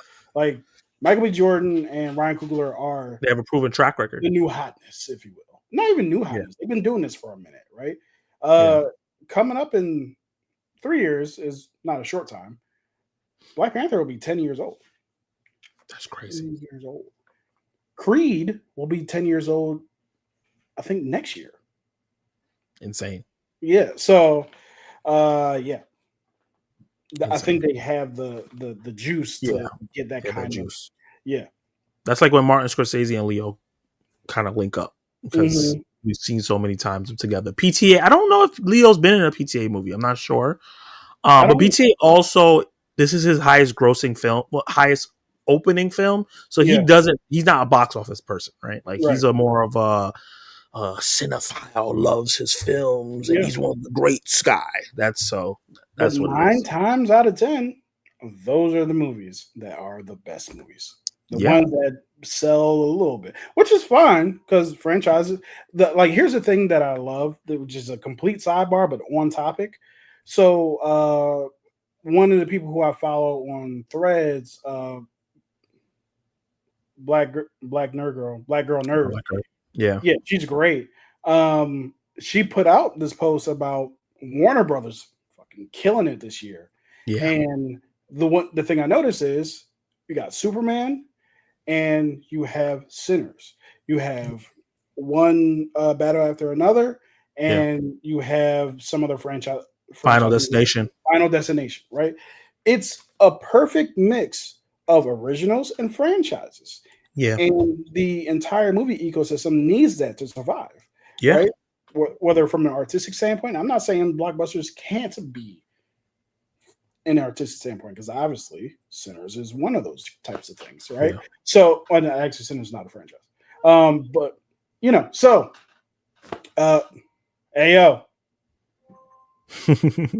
But you make a great point, Kenny, and yeah, Chill just said weapons and Minecraft as well. weapons They in have Minecraft, theaters this year. yeah, Um, Jesus, because all these crazy. movies do so well, a mixture Mhm. of originals and franchises. That means Mickey 17's box office, which is not that great, is okay. And Yeah, the fact that Superman didn't make the predictions that it probably should have, considering everything that went into it, it's mhm. okay because they Yeah, made so much money everywhere else. So yeah, other films can kind of, even like Conjuring, right? Last Rites. People mhm. have mixed feelings on that movie. It made a lot. It's the highest grossing horror movie of the year. It passed Yeah. Sinners, unfortunately. Um, And I wouldn't even call Superman necessarily a failure. It just didn't hit that billion no, dollar yeah, it's not mark a failure. Definitely not. But every it just didn't match. Like it didn't match Man of Steel. It didn't match the Batman. That's kind of Yeah. like what they were looking for. But Mhm. because all these other movies, it's not their only movie. If it was their only movie, it would be a disaster. But the Right. fact that they made so much money everywhere else is like we can take the hit here where Yeah. it's not crazy. Yep. Look who came back Hey, a what up, couple hours dude? in. Afternoon, dude. What's up? What's up? What's up? Appreciate We're you doing coming good. through, We're man. having a great conversation. We Doing both blew well, each man. other's minds just now. Yeah. With Yeah, our yeah, point. yeah, yeah. Wait, is my hand over this so that thing does that? Sorry. Go ahead. Yeah, so let's talk about the final performance overall. We mentioned him a couple times. Sean Penn as Lockjaw. Yeah, Colonel Lockjaw. Take it away. Take it away, man. Oh no, it's on you. The ball's in your It's on court. me. I said everything I said about Lockjaw. Okay. I Yeah. thought that he was a fantastic villain Yep. from the get-go. Yeah. From the opening scene with him being super horny for Tiana Taylor's character, went on command. And everything that went in there, he also always felt calm in those situations. It's like he Mhm. knew, like, oh, she's not gonna do nothing to me. Hey, listen. What happened? Not you. Oh, the camera. I don't know why Karen decided to do this today. I thought that he was just fantastic, and it's funny because I'm looking at stuff that Sean Penn is saying in real life right now, and I'm like, oh, he's drawn from real life with this character. He's such a complicated character, right? Because it feels like a little bit like he has respect for people who are strong, so it doesn't feel like he's a racist necessarily. Like a strong racist like the rest of the Christmas Adventures Club, but also he's not a good person because like he loved Tiana Taylor's character. She thought she was a warrior. She thought she was a conqueror. She told her daughter, "You better respect her." That's such a weird dynamic. And he even said, if we were in different situations, we would have had a great relationship to Willa. He said that to her. Yep. So it's like he's not a complete full-blown racist, but it also seems like he wants the community so bad and they're the only ones that's going to give it to him. Yeah. And it kind of showcases why maybe some wishy-washy Caucasian people are in racist groups when they don't fully buy in and they when they see the shit crashing for those groups, they dip. Yeah. And they're like, oh, I never was MAGA. I was never KKK. I was never this. I'm not trying to hear that. Yeah, but we're seeing that happening right now. There's a lot of MAGA flagging people who are seeing the ship starting to crash a little bit, and they're slowly dipping out. So in 10 years, they're gonna be like, I never did any of this stuff. Yeah. So I feel like if Lockjaw survived the situation, it's funny because he ended up kind of being a Lockjaw because of what happened to his face. How about that? I think after a while he would have been like, "Oh, I was never a part of that. I was just part of the U.S. I don't know what's going on with that crap." Yeah, but the crazy part is like, I mean, I mentioned it earlier, but he was so like focused on finding a place of belonging. Yeah, he was actually willing to kill his own daughter. Yeah, in order to join the Christmas Avengers. Like that is that's insane. It's insane. And the daughter of the woman that he claimed that he loved. Yeah. Oh, also, quick sidebar. I love that we never saw Perfidia again. And that we never like found out a resolution, because a lot of movies like just the end credit scene. I don't even know if there's end credit. I just left. No, there's not. I waited. They would have showed her like on the beach. You know what I mean? In Mexico. Yeah. Just chilling. I thought for sure they were going to go find her, because that's just what movies usually do. Yeah. Same thing with that's not. Listen, nigga. Come on. Same thing with Sanaa Lathan. That's not Sanaa Lathan. That's not Sanaa Lathan. I haven't seen her in a long time, so definitely her. That's not Sanaa Lathan. Same thing with Regina Hall's character. Yeah. Yes. So I have a weird thing. So I just said Sanaa Lathan, and then I have to decide between Regina King and Regina Hall. But yeah. So, like, I don't know if I just didn't catch it, but I don't know what happened to her character. Like, I know she was in jail. She got taken away. Yeah, so I guess she went to jail. Oh, they killed Homeboy, for sure. Who? The first dude that they bagged, the guy with the glasses and the. Oh yeah, I liked him a lot. Yeah, I did too, and I'm glad that they didn't show a torture scene, because I hate torture scenes. Yeah. It was unnecessary. I can't. But yeah, they murked that nigga. Hey, Kiara. Hey, Kiara. Exactly right. I think the mega ship is starting to crack. Yeah. Yeah. Okay. Let's talk about that. We're going to start getting into like the themes and things that happen to the film. Let's talk about the Christmas Adventure Club. That's so crazy. That's the name. First of all, they almost ruined Christmas for me in this movie. From the knock to them saying Merry Christmas to each other as a greeting to Hail Saint Nick. I was like, oh, okay. I don't like this. I don't like this. That's when it got weird. I mean, I know it was weird the whole time, but I was like, what's happening? And that's where the satiricalness of the movie came in. I feel like everything that happened with them was super satirical, super like on the nose, but encoded words. Yeah. Do you feel like this was this version of Earth equivalent to the KKK, or do you think it's like a Illuminati group? I feel like it's more like a Illumicay. Sure, both. Yeah.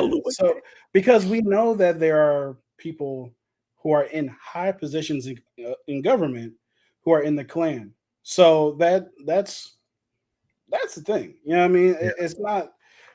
That's not abnormal at all. No. I'm gonna Google something real quick. I'm gonna Google it out loud. Really old senator. That's the funniest crap ever.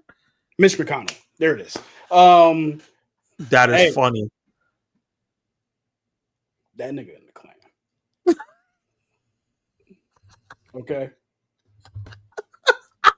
He's in the Klan. He gets Klan membership, pays his dues year after year, got the white hood, takes it to the cleaners and make sure the point is just right. He gives the point is just right. You know what I mean? Clash of Clans. Like he's planning, you know what I mean? So yeah. But yeah, so yeah, I think it's an Illumicay KKK type of thing. I think that there are people in the KKK in high positions of power, because why wouldn't they want to be? Because of what they believe. Also, I feel like, I mean, we know that the people who have funded T-Rump's whole situation, you know what I mean? So yeah. And I think even the smallest point here, I talked about this, the fact that the Black Panther Party is gone and the KKK is still here around just shows that they have to have government backing. Yep. Because their terrorist organization is just walking around. And I feel like this movie showed that well. And I think what was great about this and the satirical aspect of it that made it great and not uncomfortable, because of how outright racist everything they were saying was. Yeah. The wet back thing, the getting your Yeah. dick dirty, they were so like when they were talking about Spanish people, they kept talking about wet. And when they were Yep. talking about black people, they were talking about stinky, which pissed me off so much. Like even the interrogator said, "You brought her here to the stink," and I was like, "Oh my god!" That's when I clicked to me what they were talking about because it's a church full of black nuns. And I was like, "They call us the stink," and it's like I've heard that term before, like in a movie, but years ago. And you know, you hear around the wetback thing, and you hear it in media. I don't know what you're saying that on the platform that is YouTube, just so we don't get. I'm not saying it in a derogatory term. Just saying like this is the terms that were used in the. You know what? Here's the thing: don't add me. Don't do the collaboration feature. I don't want to get taken down with you. You know what I'm saying? Too late. It was said so much. Even when they made the plan to go to where Bob and Willa was, when he said we're going into town full of wets and stinks and all this other stuff, I was like, shut down the tacos. Yeah, and they're raiding all these places. It was just so crazy. The thing that caught me in that part of the movie was you actually got to see people walking through the people in cages. Yeah. You know what I mean? Like, that's insane. It was crazy. And it was like, how many cages there were. The fact that some people were inside, some people were outside in the sun. Yeah. Insane. If JBL can say it on SmackDown, you'll be fine. I don't know. WWE was not SmackDown. Yeah, WWE be paying fines, and we don't got the money for that. Yeah. Now, I don't think that they would say that today. Yeah, no, definitely. I have a heart because like the furthest Gunther could go was street trash. Like he couldn't do nothing else. Yeah, we would have had we have some problems. You know what I mean? I like Gunther. I don't want to dislike him that hard. Yeah, right. I'm like, hey, be a heel, but chill out. Yeah. Yeah. But I what I love about like that, right, about the movie is the satirical and the commentary on American culture and kind of like the extreme sides of both, the extreme sides of activism, the extreme sides of bigotry, right? So these activists, and this is just my personal opinion, just based off what I saw in the movie, they were going so far, right? Like there's a certain point where like they're killing people, they're killing technically it feels like innocent people, they're damaging people in car chases, they're doing all these different things. And you're wondering, like, are they going too far? And then you have the extreme side of bigotry, where it's like they're doing all the similar things as well. So it's like, well, if the people in power are doing it, then what are the people who don't have the power that's trying to fight it? What are they going to do? They're going to have to go to the same lengths. And I think PTA doesn't say anything is particularly right or wrong. He just kind of just shows it, and we have to decide based on who you are, if it's right or wrong. I kind of disagree, but I only friends love each other. I only disagree because I feel like his voice is being shown through the protagonist, but also I do think that similar to what I was saying earlier, one of his main points is it's not even like a both sides kind of thing. It's the extremism, the lure of being a part of something that can twist your mind to the point where you're willing to do something or fight for something in a way that only causes more harm. And honestly, I don't see what any of the stuff that they did, how it made anything better. You know what I mean? Like you blowing up buildings, you're doing this for the attention and drawing attention to the causes that you've done, which I'm not saying don't do that. However, I mean, what's the end goal? If you're going to be a rebel, right? Like you blowing up buildings and killing innocent people. Why is Lockjaw still alive? You know what I mean? Like, what are we doing? If you want to make that change, kill Lockjaw. You know what I'm saying? Like, so if you're going to go that far, right, do it right. Like you're killing a security guard who just unfortunately ended up being on that shift, but one of the worst of the worst is still there. So like, I don't condone killing, obviously, but within this situation, if you're gonna go there, I get what you're saying. Yeah. We show the extremes of both sides and like, what do we really get out of it? Yeah, they saved some people in the beginning of the film, but like, correct.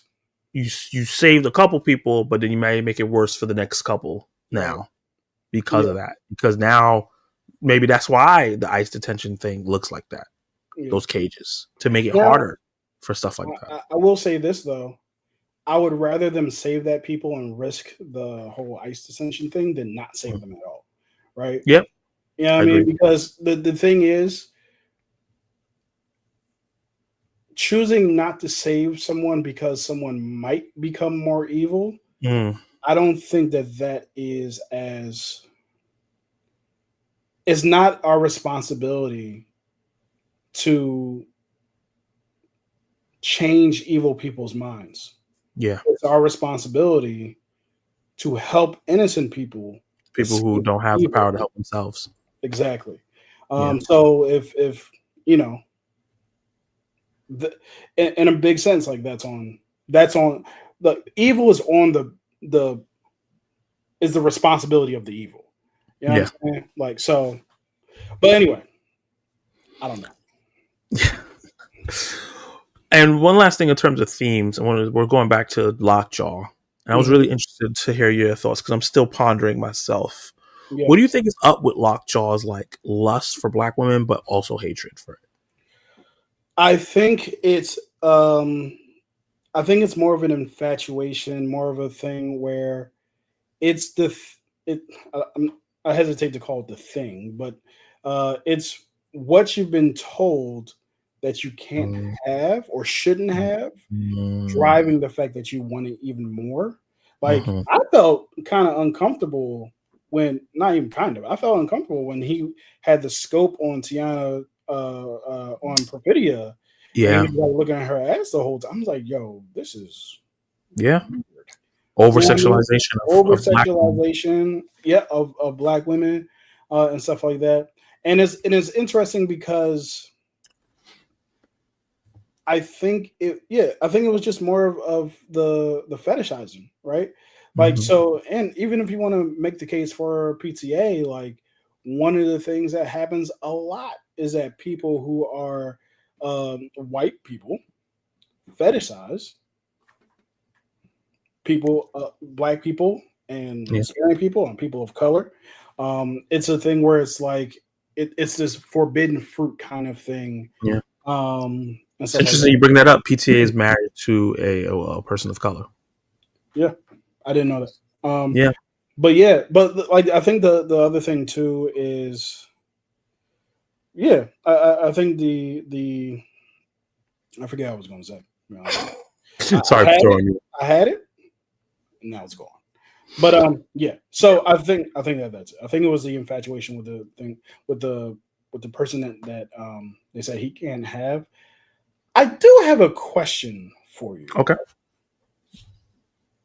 Now, he did threaten Perfidia that if he didn't meet him, whatever would happen, right? Yeah.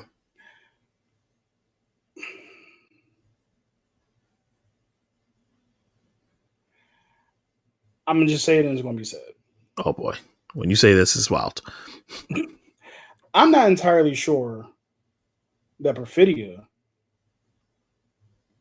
wasn't enjoying the fact that she was doing whatever she wanted to do with her freedom, because it never felt like, obviously it was under threat of these people, but it never felt like she was reluctant to do it. Yeah, like, because even like I didn't understand, like, well, no, I do understand, like get your dick hard, like get hard, right? Because you can't really fight with a hard dick. Like, I don't know if people, I never thought I'd hear that sentence. I don't think that you want to engage in combat. Yeah, because that's like, I got to deal with this. I got to watch this now. Like, you know what I mean? I'm protective of, you know what I'm saying? So it's like, that's the worst time to be fighting, right? So I get that. Like, you are super vulnerable when you're in that state. So he wasn't going to fight back because that was just, you can't. So, but at the same time, it there are times where it kind of came off as she was doing this because she, especially after she had the baby, she was doing this because she wanted the attention that Leo was no longer giving her. Yeah, She that was a big part of the film. Yeah, when she said like he cares more for the baby than he cares about me. Like she's here, blah blah blah, right? And I have heard this before, like, and I'm not It's saying very that valid. I'm not saying that in a negative fashion. Like postpartum is real. That shit is real. You know what I mean? And feeling like you've lost the attention of the person that you love because at the same time. And I've seen that roles reverse a lot of times too, whereas the man usually complaining about it. But the man is like, she was the more the masculine energy in that relationship. So I don't know that I agree with that. I don't know that I disagree with that. I feel like she was the go-getter. It was the whole like she's the one that's pushing everything in terms of like what we do and when we're doing and how we're doing it. I felt like Leo was kind of just, until the baby really got there, kind of following her. For sure. Yeah. And then when the baby got there, he was like, oh, this is my priority now. I know we have to do the revolution and all that, but this is going to put her in danger. So I got to stop. Which is a very, I don't want to say feminine trait because men do it too. But it's like a motherly thing. Like a lot of mothers have to stop their careers, their ambitions to take care of their kid. Yeah. So that dynamic is completely different in the movie. Yeah. Because in a normal movie, it would have been Leo's the revolutionary that can't stop, and the woman who's nagging him all the time. You can't, you got to care where the bit. But the dynamic was switched, which I think is also brilliant. Yeah, I agree with that part. I just hesitate to, and I know you're not doing this. Yeah, I'm talking about the stereotypes. I hesitate to disparage women for wanting to feel that same type of affection that they had before they had the baby. Oh, of course.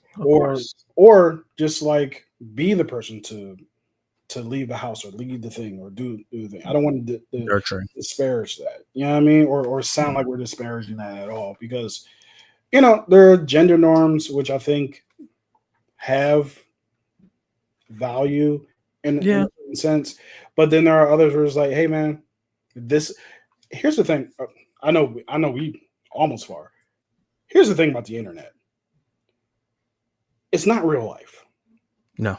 People's relationships, like all the debates, like, oh, is a coffee shop a date? Like, nigga, what do you want to do? What do you two want to do with your relationship? Do y'all want to go to the coffee shop? Go to the damn coffee shop. Go to the coffee shop. You know what I mean? Like, on the internet, they said, like, if I tell my friends that, I went to the coffee shop one day. First of all, nigga, I love coffee shops. Coffee shops are a great place that I can sit down in front of somebody and just have a conversation. There's not a lot of activities in which you can do that. You know what I mean? If you go to the movies with a young lady, for me in particular, don't talk to me during the movie. You know what I mean? So like we're not going to get to know each other. Yeah. I mean we'll have our whispers like, yo, this nigga crazy. But like you trying to have a conversation. The conversations usually happen after the movie's done. You're gonna get to know how I am in the movies. You know what I'm saying? But you don't know my Negro, stay on. You don't know my morals, if you will. I just want to say, yo, Laser, what's up? Laser. We're doing good. How are you doing, Laser? I guess this light is just out now. But yes, so that's it. I'm going to stop talking. I feel like I want to just transition into some of the craft and the filmmaking aspects because this is one of those movies where you got to talk about it, right? I think the big elephant in the room for this film, for a lot of people, was the runtime, right? It's 2 hours. The runtime online is like all over the place. I see 2 hours and 42 minutes. I see 2 hours and 48. I've seen 2 hours and 50. I've seen 2 hours and 55. Whatever it is, it's always way over 2 hours. Yep. But for me, it felt like an hour and 40. Yeah, it didn't feel long at all. And I have like ideas as to why. Well, first of all, it kept its momentum pretty much. Yes. It did have times where it slowed down right after Perfidia snitches and they all had to move as this time of slowing down. But I think what happens in this film is that there are I want to say 3 sequences that pretty much make up the movie. You know what I Okay. mean? So it's the opening and the initial freedom fighter attacks on things. That's a long sequence that establishes the characters and stuff like that. Yeah. There's the long sequence of Leo trying to get out of the city with Benicio del Toro, right? Mm-hmm. That's a very long sequence. I was actually like, man, this has been going on for a minute. Yeah. Usually in any other movie, we out of the city. You know what I mean? Yeah. Like that, and that's it. But then there's the final very long sequence of the chase and Leo trying to find and passing the car that she was in and all this other. That's one long sequence and having to get around and getting back, and then Lockjaw dies. So it feels like it doesn't feel long because these are 3 elongated, and then you have smaller moments in between that's either really funny or really intense. Yeah, it's like go. Okay, now we stop. Here's the long sequence. It builds up. Then we stop. Then we go fast again. So I think it was paced really, really well. The fact that I was able to watch it twice in one day and not feel like I was insane. That's a long time. Yeah. Like I felt like I was in when I went to watch Megalopolis. I felt like I was in that theater for 5 hours. Mm-hmm. That movie is like an hour shorter than this movie.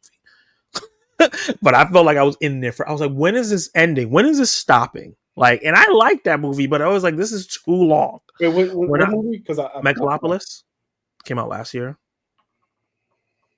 Wild ass movie. When I went to go see The Brutalists, I felt like I was in there for a whole day. I wanted to perish. I wanted to perish. It was just so long and unnecessarily long. I think that's the main thing when we're talking about like Megalopolis and Brutalist and versus this. This feels like a full meal. Yeah, it feels like I got a appetizer, I got an entree, I got drinks, I got a dessert. Yep, those films feel like you pecking at the meal. You never got the appetizer, and then by the time you get to the end, there's no dessert. And yeah, I mean, I don't have to explain any longer, but I will say this: with the Brutalist, with the Brutalist especially, I was enjoying the momentum of the film up into the intermission. Same. After the intermission, I felt like y'all telling me all this stuff that I don't need to know. I don't really care about this. You know what I mean? This could be wrapped up. You out here in the mountains carving marble out of stone out of marble out of the mountain side. I'm like, I don't care about your marble. So yeah, it was all this, like, and then the wife's sickness and all this. It's just like, bro, run the credits. You know what I mean? Like, run them. Yeah. I felt the same. So I think he did a really good job of pacing this movie out. I think there's a bunch of different characters also that helps there. For me, my only negative was, yes, I love the pacing because it's 2 hours, 48 minutes, but it feels moves fast. But it also was a curse for me because I felt like there was a lot that I wanted from the characters in terms of like, why are you like this? And I wish we got those conversations a little bit in terms of why Perfidia was like this, why Lockjaw was like this, why Leo was a stone. I would have liked a little bit more of that, but as is, it's still a great movie, and I understand why they didn't do that, because it would have went from 2 hours and 48 minutes to 3 hours, and then people were like, "Oh, these parts dragged." Yeah, you know. So I can definitely see that. In terms of set pieces, right? We have when they go, Let's just get to a few of the comments, and then let's go to set pieces real quick. Okay, go ahead, pull them up because I got the notes open. We have, it's all about the post-movie debrief, actual factuals. I'm so happy we're talking about this movie. I'm so happy we're talking about a movie that we enjoyed. Yes, because talking about something like him, we have fun, but I would much rather talk about something that I enjoy. You know what I mean? Yeah, I had fun talking with him with you. Laser, Michael, doing well. starting to drive soon. All right, now put your Okay, seatbelt on. look at our little boy growing Let up. me tell you something. Put your seatbelt on. Use your turn signals. Yeah, Use your turn signals. I can't give you no. I don't know how to drive, Not so I just to can't. pass the test. Use your turn signals, right? Turn your high beams off when it's not pitch black outside. It makes no sense. What are you doing? Yeah, and also, let me tell you something right now. You don't turn your turn signal on mid lane switch. You turn them Jones on before you switch lanes to let everybody else know what you plan on doing. I hope You know you're what I'm writing saying? all this down. You know what I'm saying? Also, don't let my wife hear this. But the yellow light doesn't mean slow down, really. It means get past the yellow light before it turns red. Now, with what I just said, is probably the only piece of advice that could get you in trouble. Yes. But is it true? Also, yes.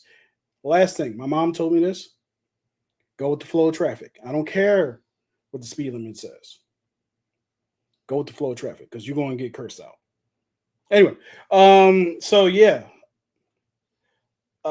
sub media reviews, Kiara, our homie. The dating thing is interesting. My philosophy is that you pick an activity you enjoy and invite someone to share with. Yeah, I tend to agree with that. I I feel enjoy like going to coffee shops and eating. yeah, no, That's my but activity. I do love going to the movies with my wife. Like it's Yeah, great. I love having her at the movies with me. But that can't be all you're doing. Yeah, I mean you no, gotta of you course gotta not. you You gotta gotta do go other stuff. to the restaurant or you know what I mean wherever you want to go before that because I've taken feel like a it's an date interview. on to sip and paint. Yo, sip and paint is a fly date, yo. It was fly. It was fun. It was really great. Sip and paint is fly. I don't You know drink, so what? I had to drink some soda, You don't drink? but I don't drink alcohol now. Okay, I didn't know that. I don't care if you drink or not. I myself am a super lightweight. I'm one and done. Like I One and can't. done. Yeah, my wife out here, she's great. She's not a drunk. She's not acting crazy, but she can drink moonshine straight, and I'm just like how, and fully function. But she don't drive because I'm the designated driver. Anyway, so also I want to bring this up. I would never drink. I felt like that when I was younger too. If you want to stick to that, please do. But I felt like that was like that when I was younger because I grew up in a situation where both my father and my stepfather had alcohol abuse problems, and I was just like, Mm, not like I lived in a house with a drunk who was super abusive every single day of my teenage years, and it was bad. So alcohol is not great for everybody, no. and that's why I'm like, listen, man, if you don't want to drink, ain't nobody gonna be peer pressuring around here. I'm gonna get you some apple juice, some water, some Sprite. You know what I'm saying? Get you a Shirley Temple. You know what I'm saying? Well, that's not alcoholic, but we're gonna do what we do. We do Kenny with the driving tips. Yep, appreciate that. What's up, T? Good to see What's you, up, man. T? Use your turn signals. Okay, abort, abort. Go with the yellow light. Don't mean slow down. Like you have to gauge. You have to gauge it, right? You have to gauge. Can I make it? Right, and that only comes with time. Yo, Octavius, my friend, he's the gentleman who I went to go see one bad after another with. Who I said, this is a movie. You know what I mean? 'Cause Yeah, it was. Yellow is just a faster version of Go. that's insane. It is. However, comma, you have to watch. You got to know where you are in the city. You know what I'm saying? But yeah, what were we? What were we saying? You got through all the comments. Yeah, that's all of them. Okay. Uh, thank you guys for partaking in our tomfoolery. It's really fun. We talked about it's not wrong. We talked about runtime and pacing. Yeah, Let's talk about the car chase away from the bank was great. Somebody said something. Did I see? no. What? No. The fact that if you have to ask that question, the answer Do is no. not drive. Let's not do this anymore. I'm sorry. What were you saying? I was like the car chase or just the getaway drive sequence from the bank was exciting. Yeah. The fact that both cars crashed was insane to me. Yeah. And then obviously the whole like climbing the roof situation and Leo falling like 40 feet. Yo, Did you expect that? I did not. It came out of nowhere. but it wasn't like it came out of nowhere and this is outside of the movie. No, these young boys is jumping from roof to roof, doing all types of abstract, unnecessary moves. Hardcore. Yeah, I mean, I was saying earlier how when we were kids and we did all this unnecessary stuff just to get to A to B, that's exactly what they were doing. And Leo's just like, listen, going up. I'm gonna take my time. Yeah, and then he fell, and it was hilarious. And then after he fell from top of a building, then he got tased. Yeah, I forgot about that. Yeah, he got Damn. tased. I was like, I thought at that moment he got caught. Yeah. I thought it was them that caught him, but it was actually just the regular cops. Right. And then he was like, "What's your first name? Peter Parker. What's your last name? Batman." Oh, amazing! Another funny joke. Yeah, from the movie. Ton of funny jokes in this movie. But yeah, like that was really funny. The car chase thing was really really good. But I want to talk about that last. Wait, you have more that you want to go through? Let's get into the last one, the iconic one. That last set piece because it was a really interesting experience, right? Yeah. So the last part of the movie, they're going up, they're going down, they're going up, they're going down, right? By the time she decides to hit the brake at the top of the thing, which was brilliant. Right before that, Zach, right before that, I'm like, yo, how long are we going to do this? Like, I started to feel like, yo, come on. I agree. Because I get it. I see the chase. Ain't nobody gaining on nobody. So what are we doing? Is the credits about to roll and this is the rest of this is the end of the movie? Like, what movie was that when it was just like, it was last year, Kinds of Kindness. It was like, we in the middle of the story, nigga, and you just rolling the credits? What were we doing? So I thought that we was in a I hate that damn movie so much. Yeah, I like it. I just wish they would have finished the story, like Cody. But yeah, so all of that while we were going up, I felt the tension building. But then, like I said, she goes up another. I'm like, yo, come on. What are we doing? What we doing? She stops. And I didn't even it didn't really register to me until right before it happened that she stopped at the top, which was so smart. Yeah. That was I think that was purposeful what he did in terms of making like, okay, where is this going? Because the tension was built. And I'm like, but where is this going? And then right as you're thinking that, she stops. And you're like, what? Why did he do that? And then I was like, oh, because he can't see over the hill. And then it was perfect. Perfect. Yep. Yeah. But even before that, one of the coolest scenes in any movies from this year is her getting the car keys and then like the camera being on the door and the door pull into her face. Yeah. Paul was in his bag. Paul was in cinematic. His bag. Yeah. Oh, I was like, give me more. I gotta watch your movies now. I gotta see if you've been doing this. And I just was like sleeping. The understatedness of the gentleman who the Native American gentleman. Oh, we didn't talk about that. Go, blah blah blah. You know what I mean? And then he died.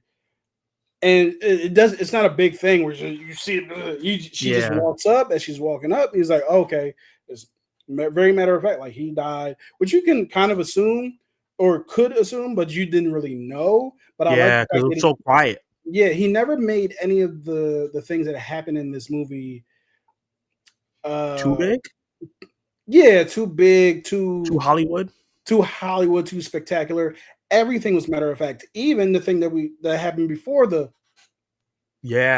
which was Lockjaw catching the bullet to the side of the face. Oh my god! I thought I thought that's what was happening, but when it happened, I was like, oh shit.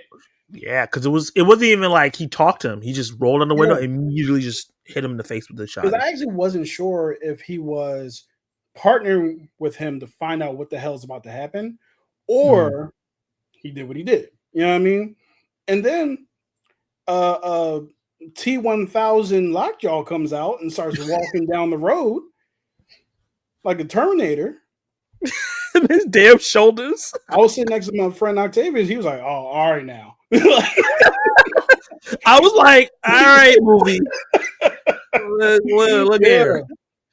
But yeah, like I did not expect it. I thought he was done. Me too. Yeah. He But got yeah, shot man. in the face with a shotgun. Mm-hmm. But he's a tough man. He's But tough. even with the car chase, right? The camera angles of having like the POV of the car going in and out of the dips. Yep. Her looking through her rear view mirror and seeing the car, like hearing something is like, what is that? Yeah. And then, but eventually seeing the car and him just being calm, like I'm gonna catch up to you eventually. Yeah. And then he knew he just knew he was going to kill her. yeah, and then eventually you see Leo catch it up as well, and I was like, okay, what is gonna happen here? Now all three of them here on the road. He doesn't know which car his daughter is in. He doesn't even know who these are. He doesn't even know who these people are. He just figured like these are the cars I saw before. Yeah. Let me go after. I love that he was kind of aloof. He was forgetting stuff, but he wasn't dumb.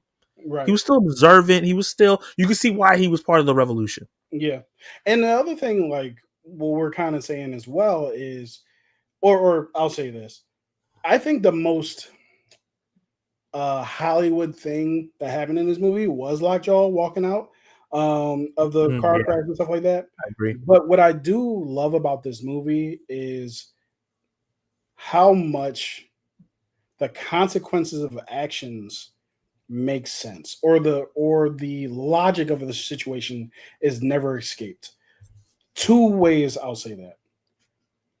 I'm about to say the rebels, but essentially, the 357, Friend 75, Friend 75. My bad. I don't know where I got 357 from. The Friend 75. At no point would you believe that they can defeat the government. Yeah, and they didn't, and they couldn't. Right? In a similar fashion, at no point could Leo's car ever catch up to either one of those other cars. In a Hollywood movie, which this is, but in a movie, his car was right behind them and stuff like that. And I love that. Yeah. Like, so even like with what we talked about before, with the young lady with Willa being in the back seat with the Jones on, with the Jones, the zip ties, handcuffs? The zip ties on, zip ties. Right? Yeah. She couldn't just like break it or escape or anything like She flipped. She got over. The amount of stuff that she had to do to get that thing off. Yeah. Difficult, right? So yeah. I really liked how the movie, even like the nuns, right? You get to any other movie, the nuns would have been fighting back, would have been like a shootout. Yeah, I could have sworn they was gonna pull out guns and start shooting too. Right. So I didn't like the fact that the military was able to do these things, but I did like the fact that we stayed in a realm of realism. Yeah. And only dipped out once or twice. Right. Yeah. So yeah. Because at the end of the day, it's still a movie, so we gotta like break it a little bit. Right. Just a little bit. So before we give our final grade on the film, or our final thoughts, anything else you want to talk about, I just want to talk about. This is something I said in my review. I wanted to bring it up to you and talk to you about it. Yeah. I think there are 3 films that are going to be the most important films that come out of this year. So far, we don't know. There's a lot of Oscar films still to come in the next. We have a lot of Oscar films coming out next couple months. We do. So maybe something else might be important. But to me, I think Editing, Sinners, and this are the 3 most important culturally relevant films to come out of this year so far. In terms of like, Sinners is really about keeping your culture, not giving it up to someone and trying to deal in conformity and the dynamics you have with battling that with other people. And it's more than that, but that's a big thing that's happening like right now, right? And for the Black community and a bunch of other communities that are non-white. And then Editing is just encapsulating everything that went on in 2020 and 2021, all the insanity, all in one movie over a course of a couple of days. And obviously this movie encapsulates everything that happened after 2020 and 2021. And that's been going on up until today. Yeah. Do you feel like there's any other movies that should be slotted next to them? Do you agree with that assessment? Or do you think there will be other, they're like, it's not that serious for these films? Do you think that they won't escape this year? Oh no. So I definitely believe at least Sinners and One Bad After Another will escape this year. I'm not entirely sure with the longevity and staying power of Eddington is. I don't. I mean, the more I thought about the movie, the more I just liked it. However, I do recognize the themes that were in there, especially in the beginning part of the film. Yeah. I thought were really like strong, but as the movie went on, it just kind of like, frankly, it was just doing shit. That's how it felt. It was like, yo, man, choose a plot. You know what I mean? Like, choose a plot and choose a field and buy it. You know what I mean? Choose a plot and just plow that shit, right? So, because it was like 50 plots at the end, which kind of was like, what we doing, right?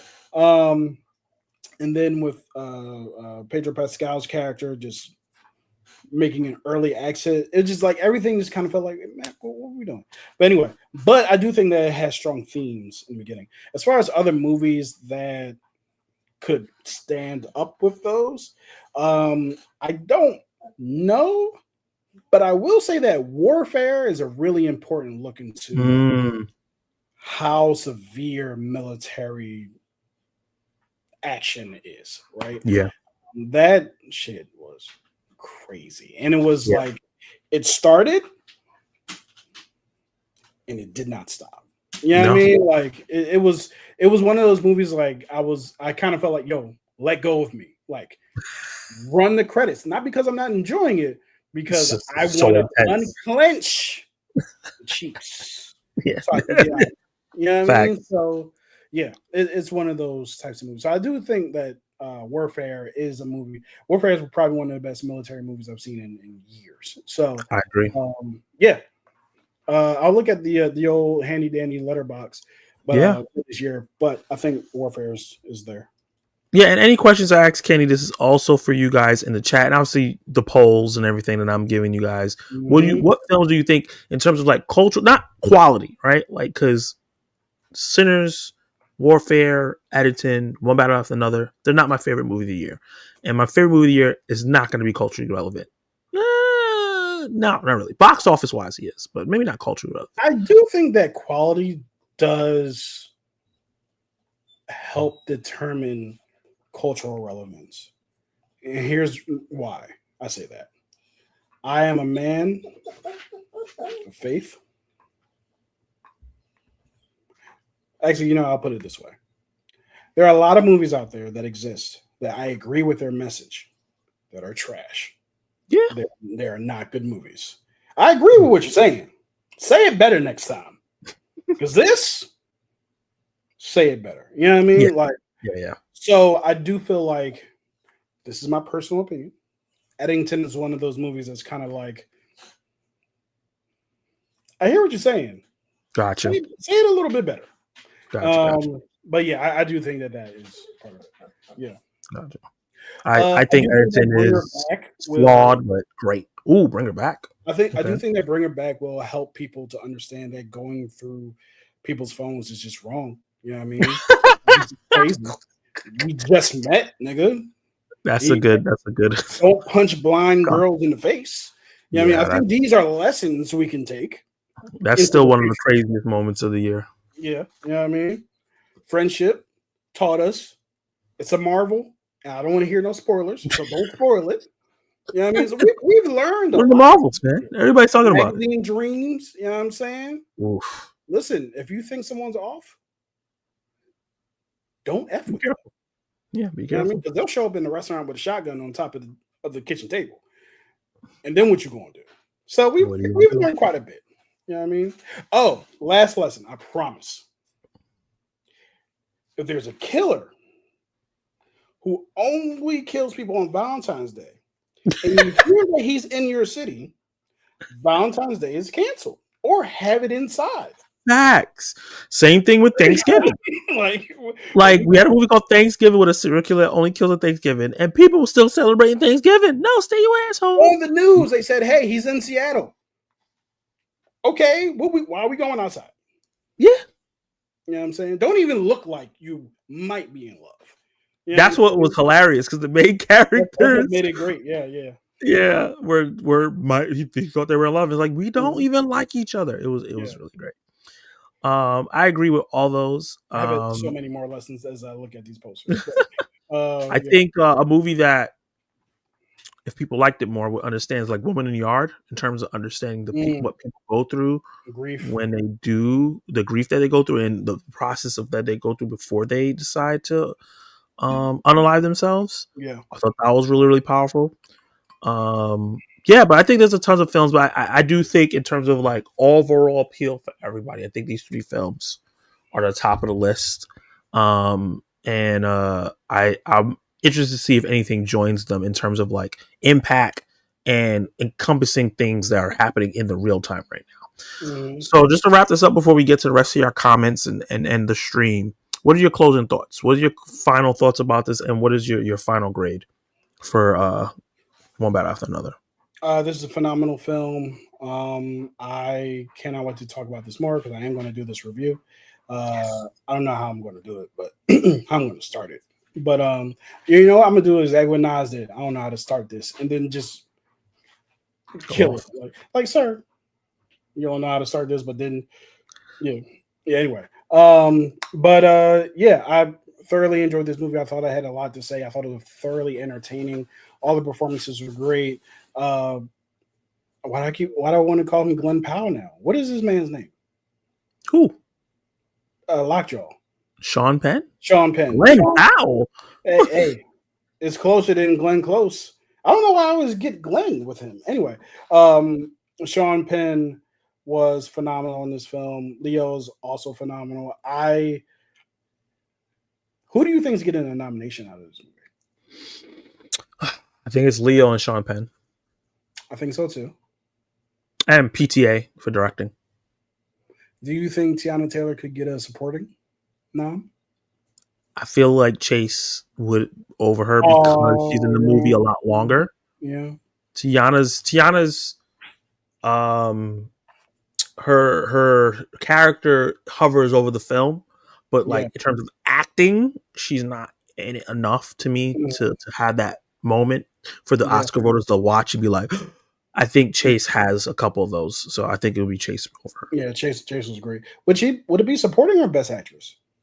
I think she's a support. I think they'll treat her like a supporting character because there's chunks of the movie that she's not even in it. Yes, but that's true of almost every character. I feel like Leo's in most. No, you're right.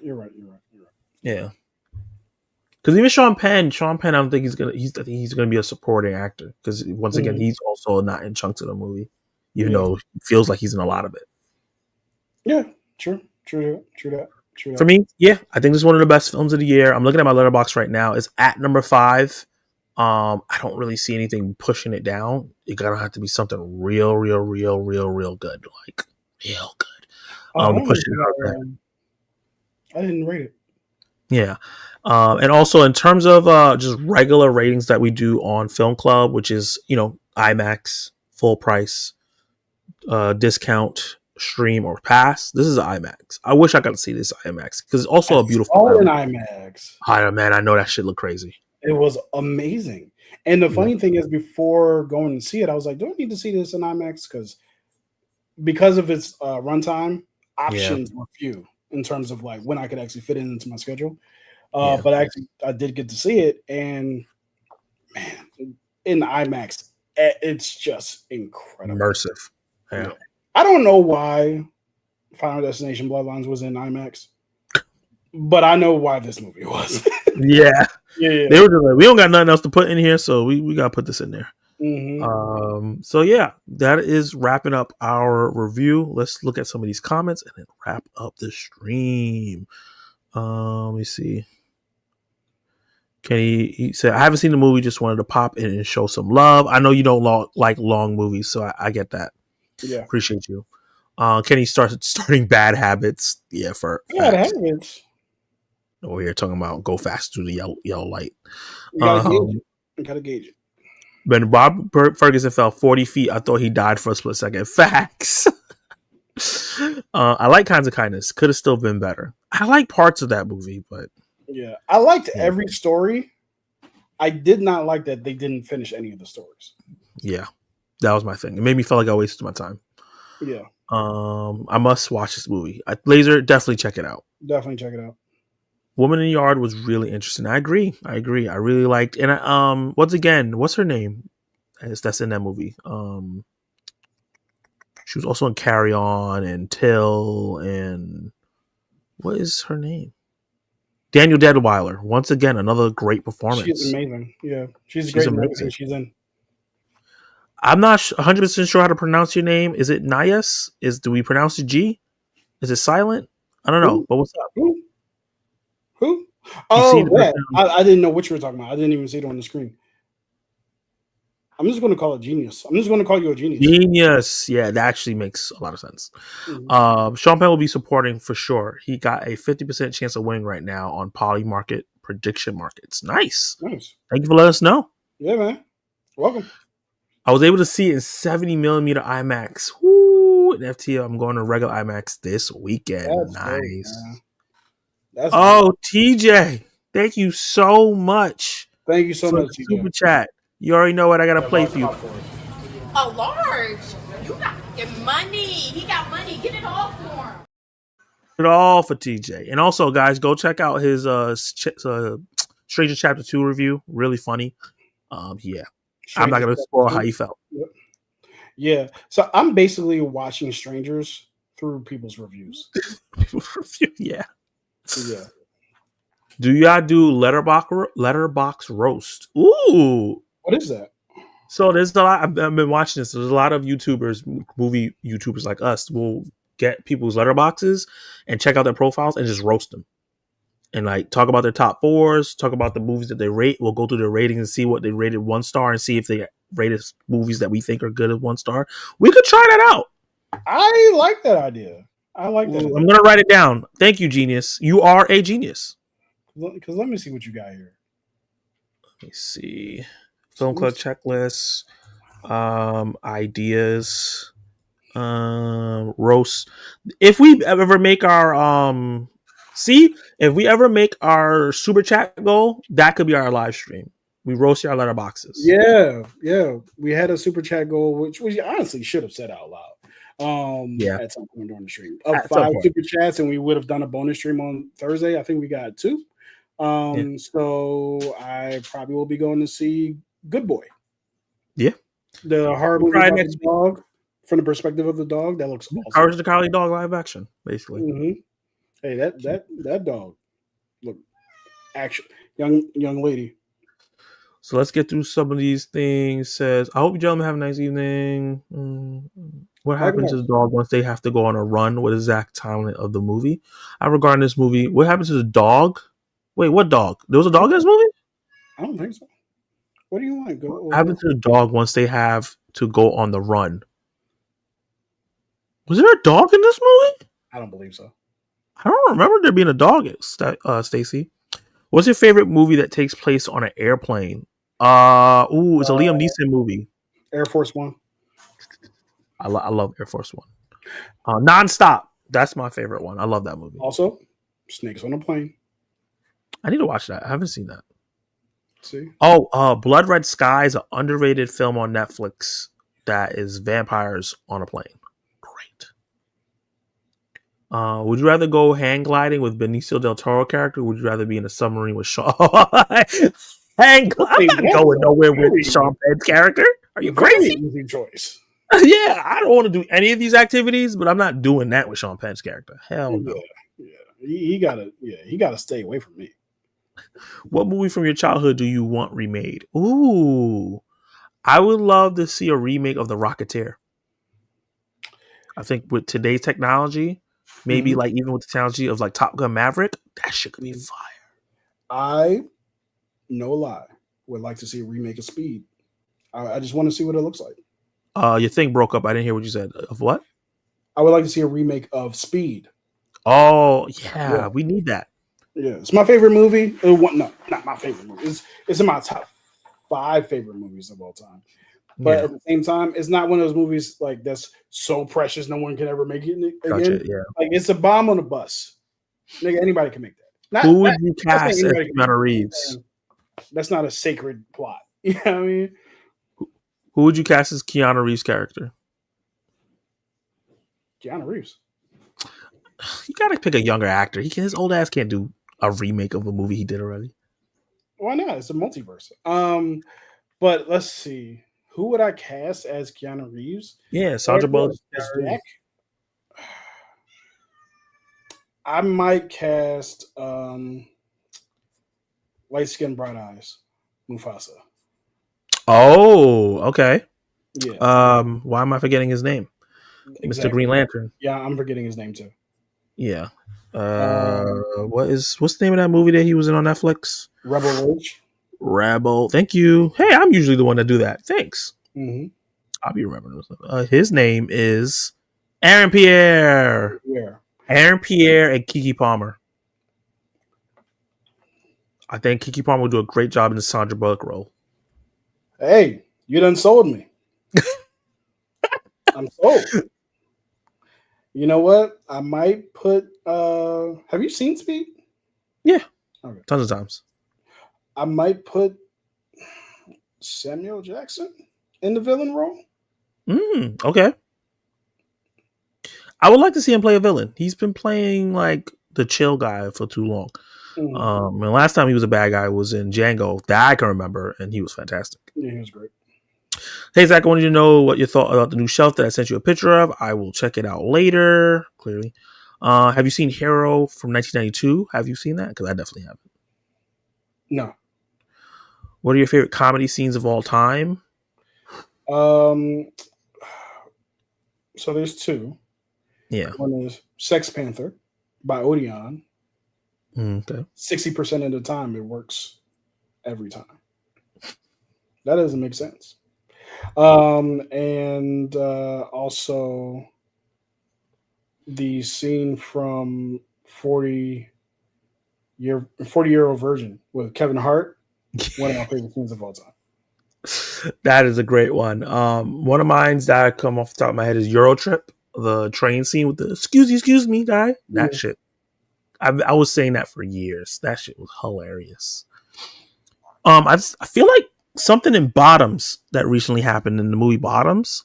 Bottoms was funny. The whole thing with Marshawn Lynch talking to the girls was hilarious. Hilarious. Ma'am, can you make a decision about your life? Let me see. Do you like the Christmas Adventure Club scene? That's such a complicated because I like it, but I don't like that it was happening. Right. Yeah, I love the scene. The scene was great for setting up the antagonist to the antagonist. Yeah. What's your favorite scene? It has to be the car chase because that was insane. That was a great scene. I'm trying to think if I have anything else. No, the whole car. You talking about the whole sequence? Yeah, for sure. Amazing. And the last question for the night is thoughts on Marvel Zombies. Oh, man. I loved it. Absolutely loved it. Loved it. I actually very similar to one battle after another. I can't talk. I like the fact that it ended in a sensible way, because realistically, how the hell are you going to defeat that? I'm not doing spoilers because I know this isn't a spoiler cast for for Marvel Zombies, so I don't want to just be doing spoilers for any old thing. So I will keep it that way. I almost didn't watch it, and friend of the channel, Evan, the Evan edition, was like, "You got to watch. I want to talk about you on the live stream that I do with him sometimes." Mm-hmm. And I binged all of it on a Saturday, and I was like, "I love this. This is peak MCU. This is some of the best stuff that they've done.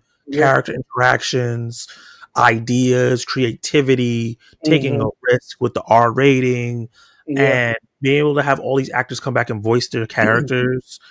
It was just seeing Spider-Man do certain things, seeing Shang-Chi, seeing all these characters that we've only seen them once, maybe twice. We got Miss Marvel twice, but I would love to talk about one particular character that shows up at the very end that opposes the the antagonist. You talking about Hulk? Yeah, nigga, I wasn't trying to say it. Well, it's not. I mean, we're not saying what happens, but it was just what they did with Hulk. One of the coolest things ever that I've seen done with him. It was so great. It was awesome. It was great. It's one of the coolest things I've ever seen with Hulk. Yeah. Yes. And then just shout out to these people. Shout out to these people. We love you guys for always being in live chat. I got to start adding some of you guys because there's new people in here. But appreciate every one of you guys for coming on the live stream, supporting us. Next week, we're going to be doing a spoiler discussion review on the Smashing Machine. So that is going to be really, really fun. This Sunday, I'm going to post a post on the community page asking you guys to ask us questions about the movie or just questions that you want us to have a little bit more of a deep dive answer for. But we're going to be bringing that back, and we'll do that at the end of the video. And yeah, the film club will be developing. As you can see, we did the thumbnail. We have this background here. We're pushing it, man. We want to make it as great as possible. So thank you guys for everything. Slowly building. This was really, really fun. And Kenny, thank you for being awesome, man. This was a great conversation. Hey, man. I'm only here because you invited me. Hey, and don't you forget it. Oh, I'm joking. This brother had a few more inches. Oh, Lord.